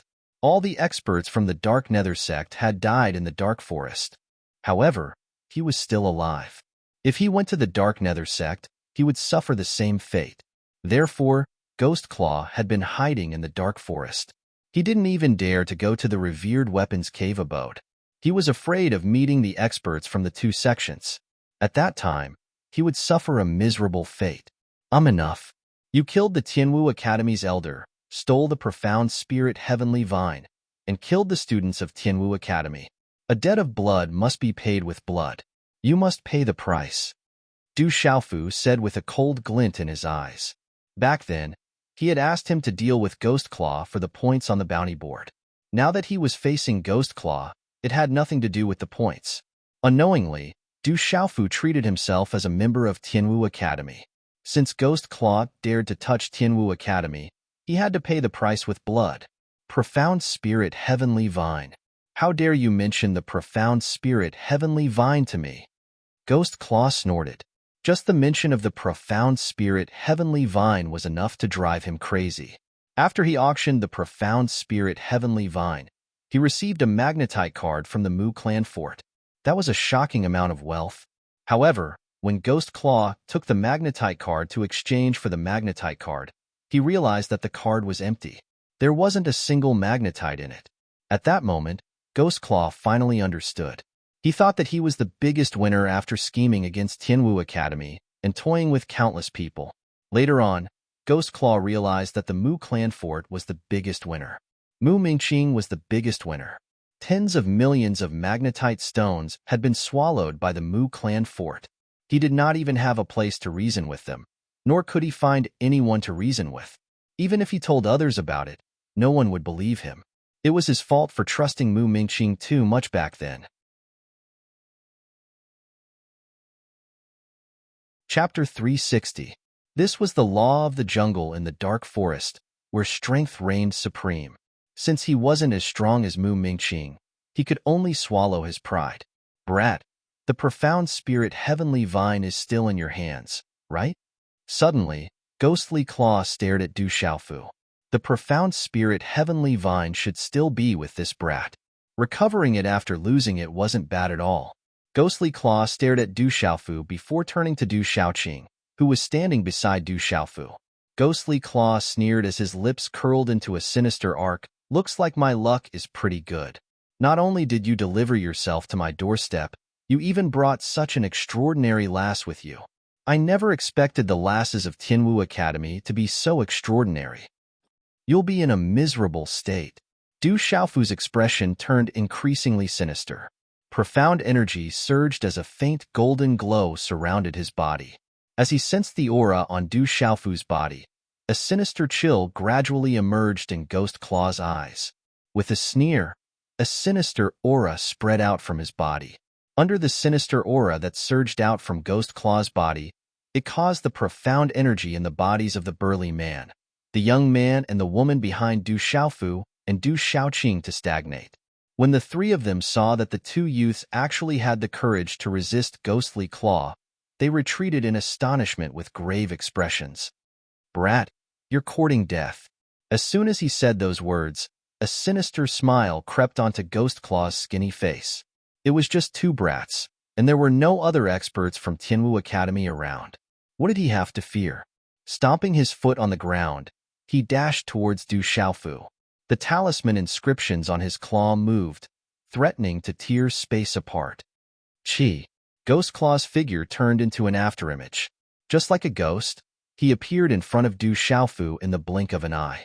A dark and cold claw that could tear apart space instantly enveloped Du Xiaofu. Looking at the sinister claw that was crushing towards him, Du Xiaofu's eyes, which were flickering with a faint golden glow, narrowed.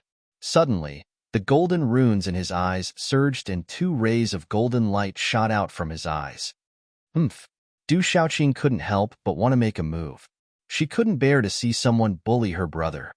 Xiaoqing, this is a matter of Tianwu Academy. I have to deal with it personally. As his voice sounded, Du Xiaofu's figure did not move. However, a terrifying and overbearing aura suddenly spread out. It was as if a peerless, ferocious beast had suddenly awakened. A dazzling golden light erupted from his entire body, causing the surroundings to tremble. His aura was fierce and ferocious, revealing a suppressive and murderous aura. Humph. Du Xiaofu coldly snorted. Facing Ghost Claw's claw imprint, he shook his arm and swung out a fist wrapped in golden profound chi. It directly and fiercely collided with Ghost Claw's claw imprint. Boom. The collision caused a sonic boom to resound through the sky. Terrifying energy, accompanied by runes, shattered the ground and uprooted many towering trees. The thunderous boom resounded in the dark forest and attracted the attention of countless people, following which, a large number of figures soared into the sky. At this moment, Du Xiaofu was facing Ghostly Claw head-on. Even though his cultivation couldn't be compared to Ghostly Claw's, his powerful physical body and outstanding strength gave him the qualifications to face Ghostly Claw head-on. Thus, Du Xiaofu wished to deal with Ghostly Claw personally. It would be better for him to settle the score with Tianwu Academy personally. As the energy force spread out, Ghost Claw's figure retreated slightly. His blood-red eyes were filled with shock, as if he had never imagined that the brat in front of him would actually have the strength to directly contend against him. In fact, he was unable to gain the slightest bit of advantage. He's even stronger than the general, Gu Xinyan, and Ghost Child. Ghostly Claw was astonished. Judging from their exchange, the brat before him was definitely stronger than the general, Gu Xinyan, and Ghost Child. Didn't the general, Gu Xinyan, and the others rank at the top of Tianwu Academy's martial ranking? Despite his young age, this brat seemed to be even stronger than the general and the others. Where in the world did he come from? Stormy Wave's palm. Du Xiaofu moved swiftly and took the initiative to attack. A palm imprint swept across Ghostly Claw, bringing with it a shockwave that enveloped him. Ghostly Claw's expression changed as he countered with a palm imprint. The two of them clashed once more. TSSSSSS. Energy erupted as the 2 palm imprints collided, causing the surrounding space to tremble violently. Both of them staggered several steps back. The youth from Tianwu Academy is so powerful. Are all the students of Tianwu Academy this powerful? The 3 retreating fellows were shocked. They didn't expect that the purple-robed youth would be able to contend against Ghostly Claw. How powerful was he to possess such strength at such a young age? This brat is so powerful. In the future, he will definitely become a terrifying existence. Ghostly Claw steadied himself as his heart trembled. Du Xiaofu was too terrifying. He was already so powerful at such a young age. It wouldn't be long before he would be helpless against Du Xiaofu. If he didn't kill this brat today, he would be the one suffering in the future. With such thoughts in mind, killing intent surged out from Ghostly Claw's heart. A cold glint shot out from his eyes as the profound chi runes in his body surged out, causing the surrounding space to distort. Kill. A powerful chilling aura spread out. Ghostly Claw immediately urged the Baron to launch a series of fierce attacks at Du Xiaofu. His killing intent soared to the heavens as he wanted to kill Du Xiaofu. Oscillating fist. Sky-shaking wings. Facing Ghostly Claw's fierce attacks, Du Xiaofu didn't retreat in the slightest. Instead, their attacks collided. At this moment, Du Xiaofu's powerful physical body was the best thing he could rely on to contend against Ghostly Claw. Even in terms of speed, Du Xiaofu wasn't at a disadvantage. There was no doubt about the speed of a golden-winged great rock. With the assistance of the wave-treading unfettered steps, his speed was like adding wings to a tiger. It could be said that just in terms of speed, Du Xiaofu could kill anyone in the same cultivation realm as him. Bang, bang, bang. Muffled sounds rang out continuously as the two figures flickered. Every time they collided, there would be a muffled explosion. Runes filled the sky as waves of berserk energy spread out. The chilling aura of Ghostly Claw was supposed to affect the opponent's mind and soul, causing them to feel uncomfortable. However, the chilling aura of Ghostly Claw was completely ineffective against Du Xiaofu. Under the domineering aura of Du Xiaofu, the chilling aura was easily destroyed. That seems to be Ghostly Claw. That young man is Tianwu Academy's Du Xiaofu. That's the guy. Du Xiaofu and Ghostly Claw are fighting.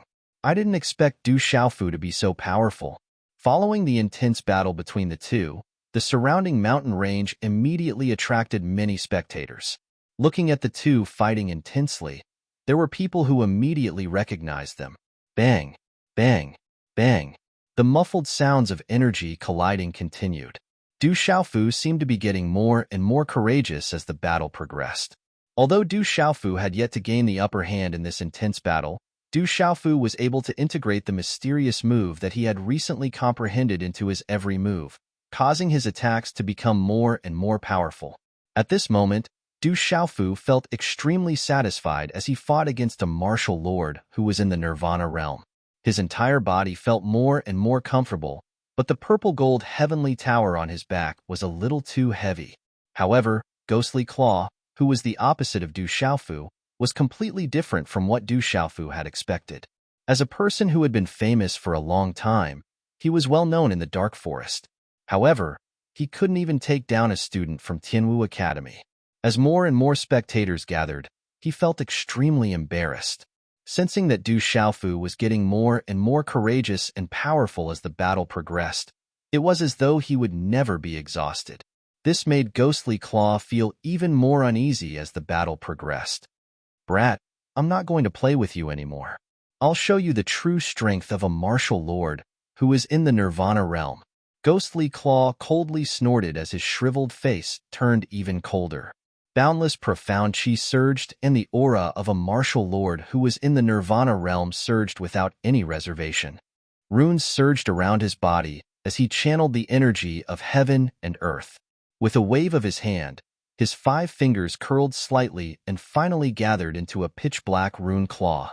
This pitch-black claw was terrifying and caused one to feel a chill in their hearts. 5 cracks appeared in the surrounding air as the claw tore towards Du Xiaofu. Swish, swish. As the claw pressed down, even the light in the surrounding space seemed to be devoured. The surrounding space suddenly turned dark as waves of energy from heaven and earth connected to the terrifying claw. Die! Ghost Claw In Chi shouted loudly. Everywhere the claw print passed, the air silently collapsed while a large expanse of space was forcefully warped. Suddenly, the claw print was like a wisp of black lightning that was extremely cold and gloomy as it grabbed towards Du Xiaofu's head. The attack of a martial lord who was in the Nirvana realm was absolutely terrifying. Roar! Du Xiaofu's gaze was like a golden beam of light. Chilliness surged as he condensed his hand seals. Suddenly, a loud roar sounded like a dragon roaring in the 9 heavens and a divine elephant trumpeting, causing the surrounding space to rumble. In the domineering and surging aura, Du Xiaofu's purple robe fluttered. Then, a palm print with a Sanskrit sound of wind and thunder heavily bombarded on Ghostly Claw's claw. Boom! Suddenly, a thunder-like explosion resounded in the space. Turbulent energy ripples spread out, causing the surrounding space to tremble rapidly. A chilling aura shot out, causing one's hair to stand on end. The domineering golden aura spread out, causing one to tremble in fear. Thump! Thump! Ghostly Claw's body staggered backward. His sunken eyes were filled with shock. He had never thought that his all-out attack could be directly blocked by Du Xiaofu. That kid was too abnormally strong. In the terrifying energy wind, Du Xiaofu staggered and took 3 steps back. When he stabilized his body at the last step, Du Xiaofu's face was pale and some blood flowed out from the corner of his mouth. Using a mysterious move to block Ghostly Claw's all-out attack was no small matter. The gap between a martial lord who was in the Nirvana realm and a pulse spirit realm was too big. Swish! But in just a short moment, Ghostly Claw's figure once again appeared in front of Du Xiaofu like a ghost. Taking advantage of the moment when Du Xiaofu's body retreated, a claw shot out like lightning. It was wrapped in mysterious runes, and a chilling aura came in an instant. Everything happened in a flash. At this time, no matter how fast Du Xiaofu was, it was already difficult for him to dodge. Seeing this, Ghostly Claw laughed arrogantly and said with killing intent, "Kid, you are still too inexperienced after all. Now, die." Last night at around 2 o'clock in the morning, after 8, I was really too tired. I wanted to sit on the sofa to rest, but unfortunately, I couldn't take it and fell asleep. When I woke up, it was already 8 o'clock in the morning. My apologies to everyone. These 2 chapters are from yesterday. Xiaoyu will continue to write for today's update.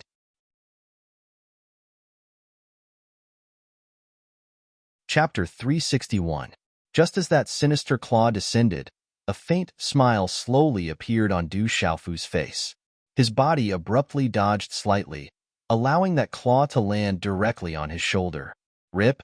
The sinister claw tore through the profound chi defense on Du Xiaofu's shoulder, landing with unparalleled ferocity on Du Xiaofu's shoulder. After drawing out a few streaks of blood, it was unable to advance any further. "My life, you can't take it." A chilling voice suddenly rang out. In that split second, just as Ghost Claw's claw landed on Du Xiaofu's shoulder, Du Xiaofu's palm also immediately seized Ghost Claw's wrist. Boom! On Du Xiaofu's palm, golden talisman engravings erupted, the energy within his palm distorting the space, a domineering and fierce aura erupting like a volcano. In that instant, a domineering and fierce energy enveloped the claw in Ghost Claw's hand, the golden talisman engravings directly corroding the talisman engravings on Ghost Claw's claw. The 2 forces collided, and the talisman engravings on Ghost Claw's claw were almost completely destroyed. Kacha. Within the golden light, an incomparably terrifying and tyrannical power gushed out. Immediately after, the shriveled hand of the Ghost Claw was directly grabbed by Du Xiaofu and twisted into a 360-degree angle. The sound of bones cracking could be heard. Break! A cold smile appeared on Du Xiaofu's face, and he suddenly pulled hard. Under Ghost Claw's shocked gaze, his right arm was forcefully torn off by Du Xiaofu's unparalleled brute force. Ah! A miserable wail came out of Ghost Claw's mouth, fear surging out of his sunken eyes. His body was continuously shaken backwards, blood spurting wildly from his mouth, and even more so from his broken arm. "Brat, I won't let you off," Ghost Claw shouted loudly. His body was pushed back, and at the same time, his eyes were filled with fear and hatred. He communicated with his martial vein, and a pitch-black shadow of a demonic beast covered his body. The demonic beast seemed like a wolf, yet wasn't a wolf. It seemed like a leopard, yet wasn't a leopard. Dazzling black-colored runes surged explosively, and its aura was cold and terrifying. It caused a large expanse of space to instantly fluctuate violently. Its might was shocking, and a cold aura furiously swept through this expanse of space. Roar! The demonic beast phantom roared and pounced towards Du Xiaofu, waving its claws in an attempt to suppress and kill Du Xiaofu. "Meridian spirit fusion," Du Xiaofu murmured. The golden light in his eyes spread, and the runes around his body suddenly moved at the same time. Behind him, the phantom of a 5-fingered mountain spread out. Dense spiritual energy spread out in an instant. It communicated with the energy of heaven and earth, and a terrifying power spread out. The illusory image of the 5-finger mountain grew and evolved behind Du Xiaofu, as if it had been given life. At this moment, many spectators in the distance found it difficult to breathe as they watched from afar. The profound energy in their bodies stagnated, and their bodies could not help but tremble violently. Suppress. Just as the demonic beast's illusory figure was about to appear in front of Du Xiaofu, the illusory figure of the 5-finger mountain behind Du Xiaofu seemed to have materialized and crushed it. The illusory figure seemed to have descended from the sky, its pressure surging, and its aura reaching a long rainbow. Roar! When the phantom of the Ghost Claw Meridian Spirit Demon Beast Phantom fell, it seemed to feel an unknown fear, and its eyes began to tremble. Rumble! The talisman runes of the five-finger mountain soared into the sky, faintly accompanied by the sound of thunder. Like a meteorite falling, it directly crushed the phantom of the demonic beast and shattered it. That momentum was unparalleled, and the pressure was surging. It was as if it could crush all things and suppress all life on earth. Pucci, the phantom of the meridian spirit, was destroyed, and Ghost Claw once again spat out blood. His eyes were filled with fear, and as his pupils contracted, a golden light spread out from his eyes and landed on his remaining arm like lightning. Kacha! The crisp sound of broken bones came out, and the remaining arm of Ghost Claw was directly torn off by Du Xiaofu, and blood poured out in the air. Ah! Ghost Claw cried out in pain, and his face contorted in pain. His eyes were filled with fear, and as his body was pushed back, he used the momentum to quickly retreat, not daring to stay any longer. Trying to escape now? It's too late. A cold shout resounded as Du Xiaofu's figure appeared like a ghost. He was like a human-shaped pong spreading its wings. His black hair was scattered, and his eyes were cold. A fist wrapped in golden, profound energy directly smashed into the chest of Ghost Claw, who was already heavily injured to the point of being unable to retaliate. The impact caused Ghost Claw's body to fly backwards, and finally heavily fall to the ground. Pucci, Ghost Claw spat out large mouthfuls of blood, and his eyes were filled with disbelief and fear. Both of his arms had been torn off at the shoulders, and he couldn't even move. He struggled to stand up and escape. I'll take your claws and legs as interest for the debt of Tianwu Academy. Du Xiaofu's figure landed in front of Ghost Claw, and his aura was overbearing. His eyes were cold, and he stomped heavily on Ghost Claw's knees. Ka! Ghost Claw's kneecaps were shattered, and fresh blood spurted out. His broken legs were nearly sunk into the ground from Du Xiaofu's stomps. Ah! Ghost Claw screamed in pain. His bloody face was distorted beyond recognition, and his whole body was twitching in pain. With both of his arms and legs broken, Ghost Claw couldn't escape at all. His eyes were filled with hatred and despair. Perhaps not long ago, even if Ghost Claw was beaten to death, he would never have thought that he would end up in such a state. That Du Xiaofu's ferocity and cruelty far exceeded his imagination. Goo! More and more spectators gathered, and when they saw Ghost Claw's miserable state, they couldn't help but suck in a breath of cold air, and their hair stood on end. That purple-robed young man was so vicious, tyrannical, and domineering. Tianwu Academy's Du Xiaofu is too terrifying. Don't provoke that Du Xiaofu, or else it'll be a tragic sight. The spectators stared at one another in astonishment. The fate of Ghost Claw lying on the ground was enough to intimidate everyone. How many of them wouldn't be afraid of that viciousness and cruelty? Thank you for your help. The burly man who was injured by Ghost Claw stepped forward and expressed his gratitude to Du Xiaofu. This is a robbery. Don't move. Hand over your chinku and pouches. Du Xiaoqing bellowed. She glared at the burly man, the young man beside him, and the lady beside him. Her innocent gaze was filled with seriousness. Du Xiaofu is here. It's the male and female bandits. Let's escape. The male and female bandits have started their robbery. Let's escape. Upon seeing the situation, the spectators scattered in all directions, not daring to stay any longer. The burly man and the other two were dumbfounded. At this moment, there was a figure standing in the air. No one seemed to be able to discover him. The figure was faintly discernible in the sky. He seemed to be in his 60s or 70s, with thick eyebrows and big eyes. His messy hair was like dry grass, and his eyes were bright but somewhat lifeless. There was no aura fluctuation on his body, but he seemed to have merged with the space. He looked down and muttered, "This kid, compared to his father, is more ferocious and cunning." As his voice sounded out, the old man's figure disappeared into thin air. At this moment, if Du Xiaofu was able to see him, he would definitely be able to recognize that the old man that had appeared earlier was surprisingly the old man he'd met at the back of the mountain. The old man had once guided Du Xiaofu to enter the Heaven Marshal Talisman to avoid the pursuit of the law enforcement squadron. As time passed, the news of Du Xiaofu beating up Ghost Claw began to spread in the dark forest. Many experts came to capture the male and female bandits, but Du Xiaofu's figure had long disappeared. Even more people left silently. After hearing about Ghost Claw's miserable ending, not many people were willing to provoke that vicious youth. Du Xiaofu's name became more and more famous in the dark forest, causing countless people to be shocked and avoid him. The students of Tianwu Academy had always been active in their own territory.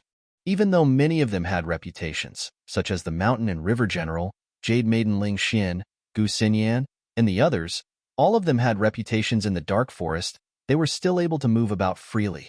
However, in reality, Du Xiaofu's notoriety had already overshadowed the general, Gu Xinyan, and the others. After all, the general, Gu Xinyan, and the others were famous, and not many people had seen them in action. However, Du Xiaofu was different. Recently, he had caused chaos in the dark forest, including the Dark City. Not to mention how many experts he had killed. Just the fact that Du Xiaofu had killed the Black Fiend sect's young master was enough to shake the dark forest. At night, the inky blue sky seemed to have been cleansed by clear water.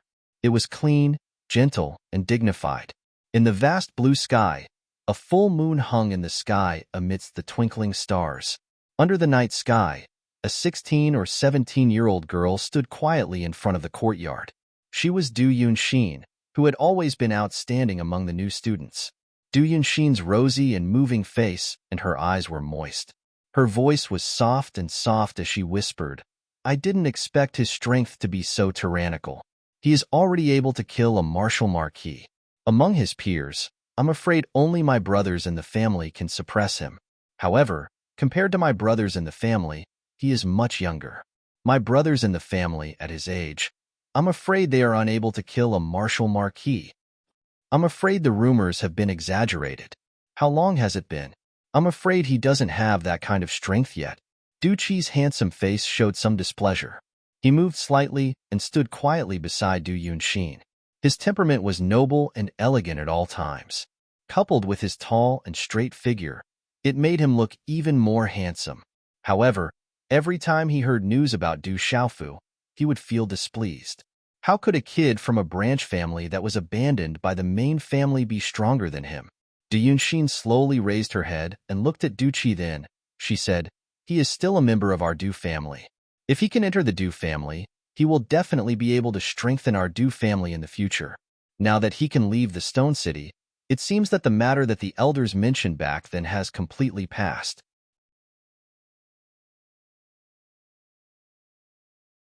Chapter 362.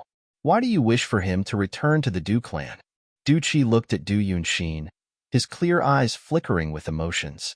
After all, we are of the same clan, and the blood of the Du clan flows in our veins.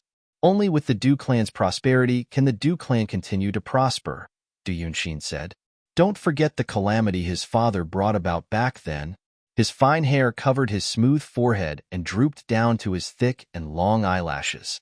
Du Qi seemed to be thinking about something, then continued to look at Du Yunxin and said, "For the entire Du family, it's better to stay away from him. No matter how strong he is, can he really be compared to Big Brother and Second Brother?" Speaking of the prosperity of the Du family, Big Brother and Second Brother are the true hope of the Du family's future. Du Yunxin's eyebrows slightly widened as she looked at Du Qi. She seemed to want to say something, but in the end, she didn't say anything. Instead, she stared at the bright moon in front of her quietly, her dress and hair swaying slightly. So, under the veil of night and the moonlight, two figures flitted across the sky. Under the cover of the moonlight, Du Xiaoqing's purple robe fluttered in the wind. Her ink-black hair reflected a gentle luster, and her large eyes twinkled like stars.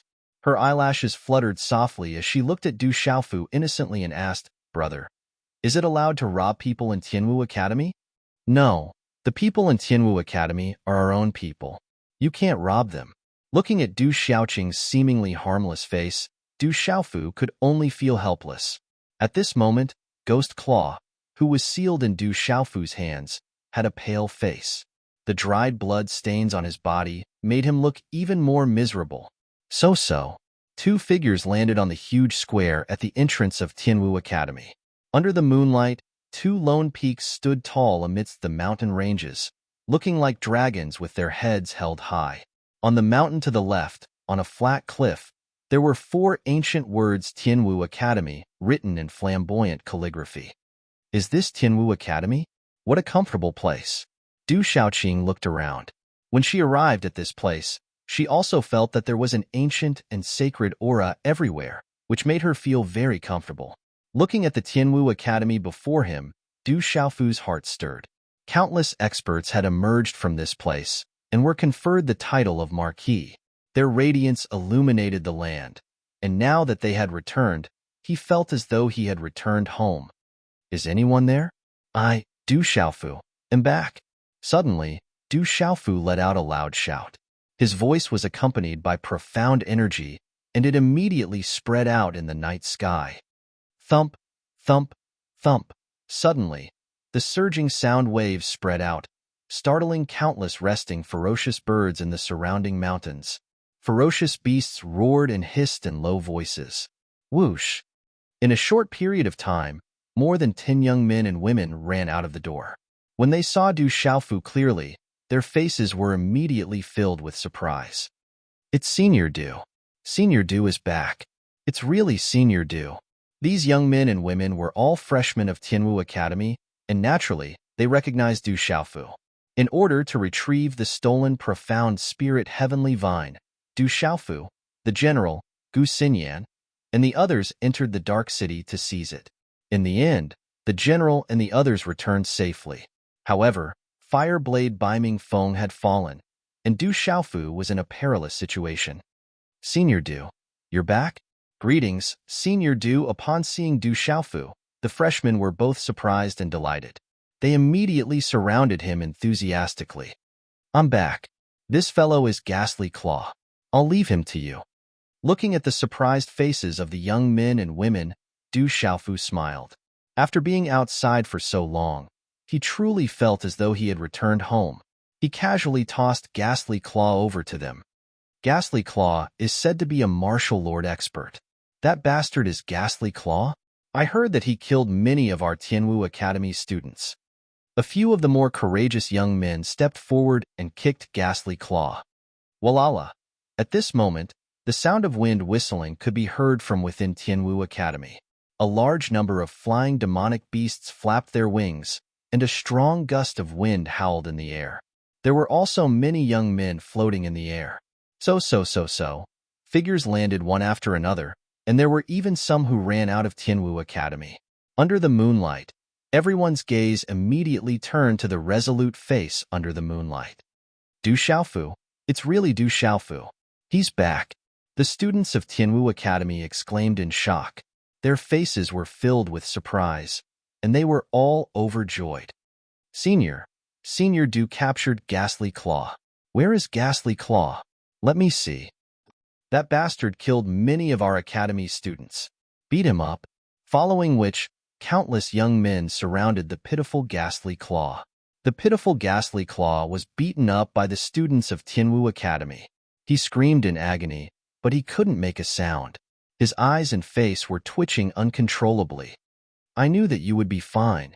A figure streaked across the night sky, and in a few flashes, he appeared beside Du Xiaofu. He had a clean and fair face, a tall and straight figure, and light red hair draped over his shoulders. His dark red eyes rippled, and he exuded an indescribable aura of authority and devilish evilness. How did you know that I would be fine? Du Xiaofu lifted his head to look at the young man before him. Who else could this fellow be other than the demon-exterminating sword, Li Yuxiao? Because good people don't live long, while scourges live for 1,000 years. Thus, it shouldn't be a problem for you to live for a few hundred or 1,000 years. How could anything happen to you? Amidst the night sky, a series of whooshing sounds could be heard. A figure was the first to arrive before Du Xiaofu. Then, a muscular young man with a faint bronze complexion appeared before him. His facial features were distinct and deep, and he exuded an extraordinary aura. Following behind the muscular young man, several figures descended. A young man dressed in a pitch-black robe stepped forward. His handsome face was as though a sculpture, and the sharp glint in his eyes made one not dare to underestimate him. Looking at the muscular young man in Du Xiaofu, he said, "Good people don't live long, while scourges live for 1,000 years. If that's the case, this fellow should be able to live for at least 10,000 years. 1,000-year-old tortoise? How can you say such things about Junior Du?" A woman in red smiled faintly. She was dressed gorgeously. Half of her soft breasts were covered, and her armor-like short skirt was wrapped around her perky buttocks. Her long and slender legs were exposed all the way down to her fair thighs. Her eyes were charming and seductive, but her face was plain and elegant. Her entire person exuded a kind of soft and tender feeling. "It's good that you're fine." Another red-robed lady stepped forward and walked out slowly. She was light and tender, and it wouldn't be an exaggeration to say that she was perfect. Her temperament was otherworldly, and her nose was tall and straight. Her red lips were glossy and moist, and her temperament was otherworldly. "It's so late at night, can you not shout so loudly?" The last young man stepped forward and glanced at Du Xiaofu. His black hair was tied behind his head, and a few strands of hair fell to his ears. He was handsome, and his eyes were deep and dark. On each of his wrists, there was a strange and ancient rune bracelet. "Why are you all here?" Looking at the people who came, Du Xiaofu smiled. They were the general, Ghost Child, Wu Kei, Gu Xinyan, and Guo Xiaofeng.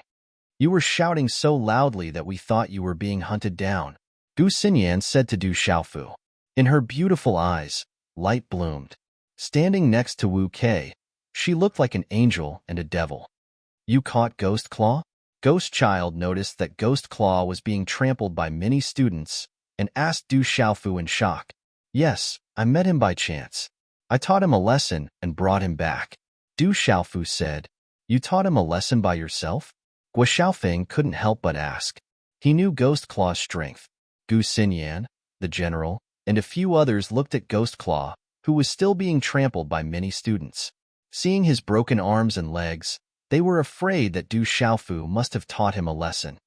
"Yes, that old man's strength is not bad. It's not easy to teach him a lesson," Du Xiaofu said. Huff huff. Everyone involuntarily inhaled a breath of cool air when they heard this. From the looks of it, the strength of that ferocious fellow had definitely improved by a frightening amount during this period of time. That kind of training speed was practically flying, causing them to be unable to show their faces. "Big brother, who are they?"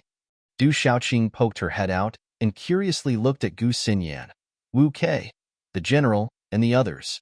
Then, she blinked her big eyes and wanted to confirm with Du Xiaofu again. "Big brother, can we really not rob them? But I feel that robbing them should be fun." The general, Guo Xiaofeng, Li Yuxiao, Gu Xinyan, and the others were also looking at Du Xiaoqing. Just as they were thinking that Du Xiaofu had kidnapped such a pure and innocent girl, they suddenly heard Du Xiaoqing's words and could only look at each other. Then, Gu Xinyan, Wu Kei, and the others looked helplessly at Du Xiaofu.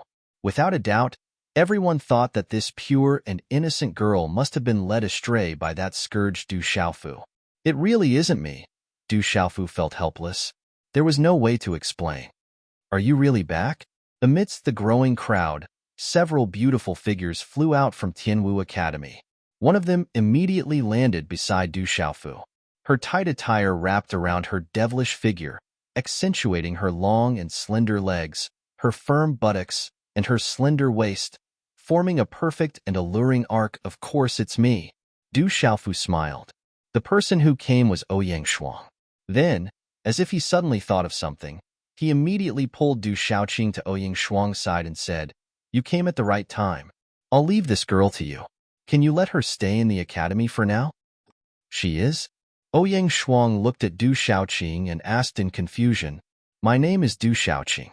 Du Xiaoqing raised her head and looked at Ouyang Shuang with her beautiful eyes. "She's my younger sister. It's a long story. I'll tell you in detail in the future," Du Xiaofu said to Ouyang Shuang. "All right, let her come to my place first. It shouldn't be a problem for her to stay in the academy for now." Ouyang Shuang nodded. With their status, bringing a relative to stay in the academy for a few days wasn't a problem as long as no one deliberately made things difficult for them.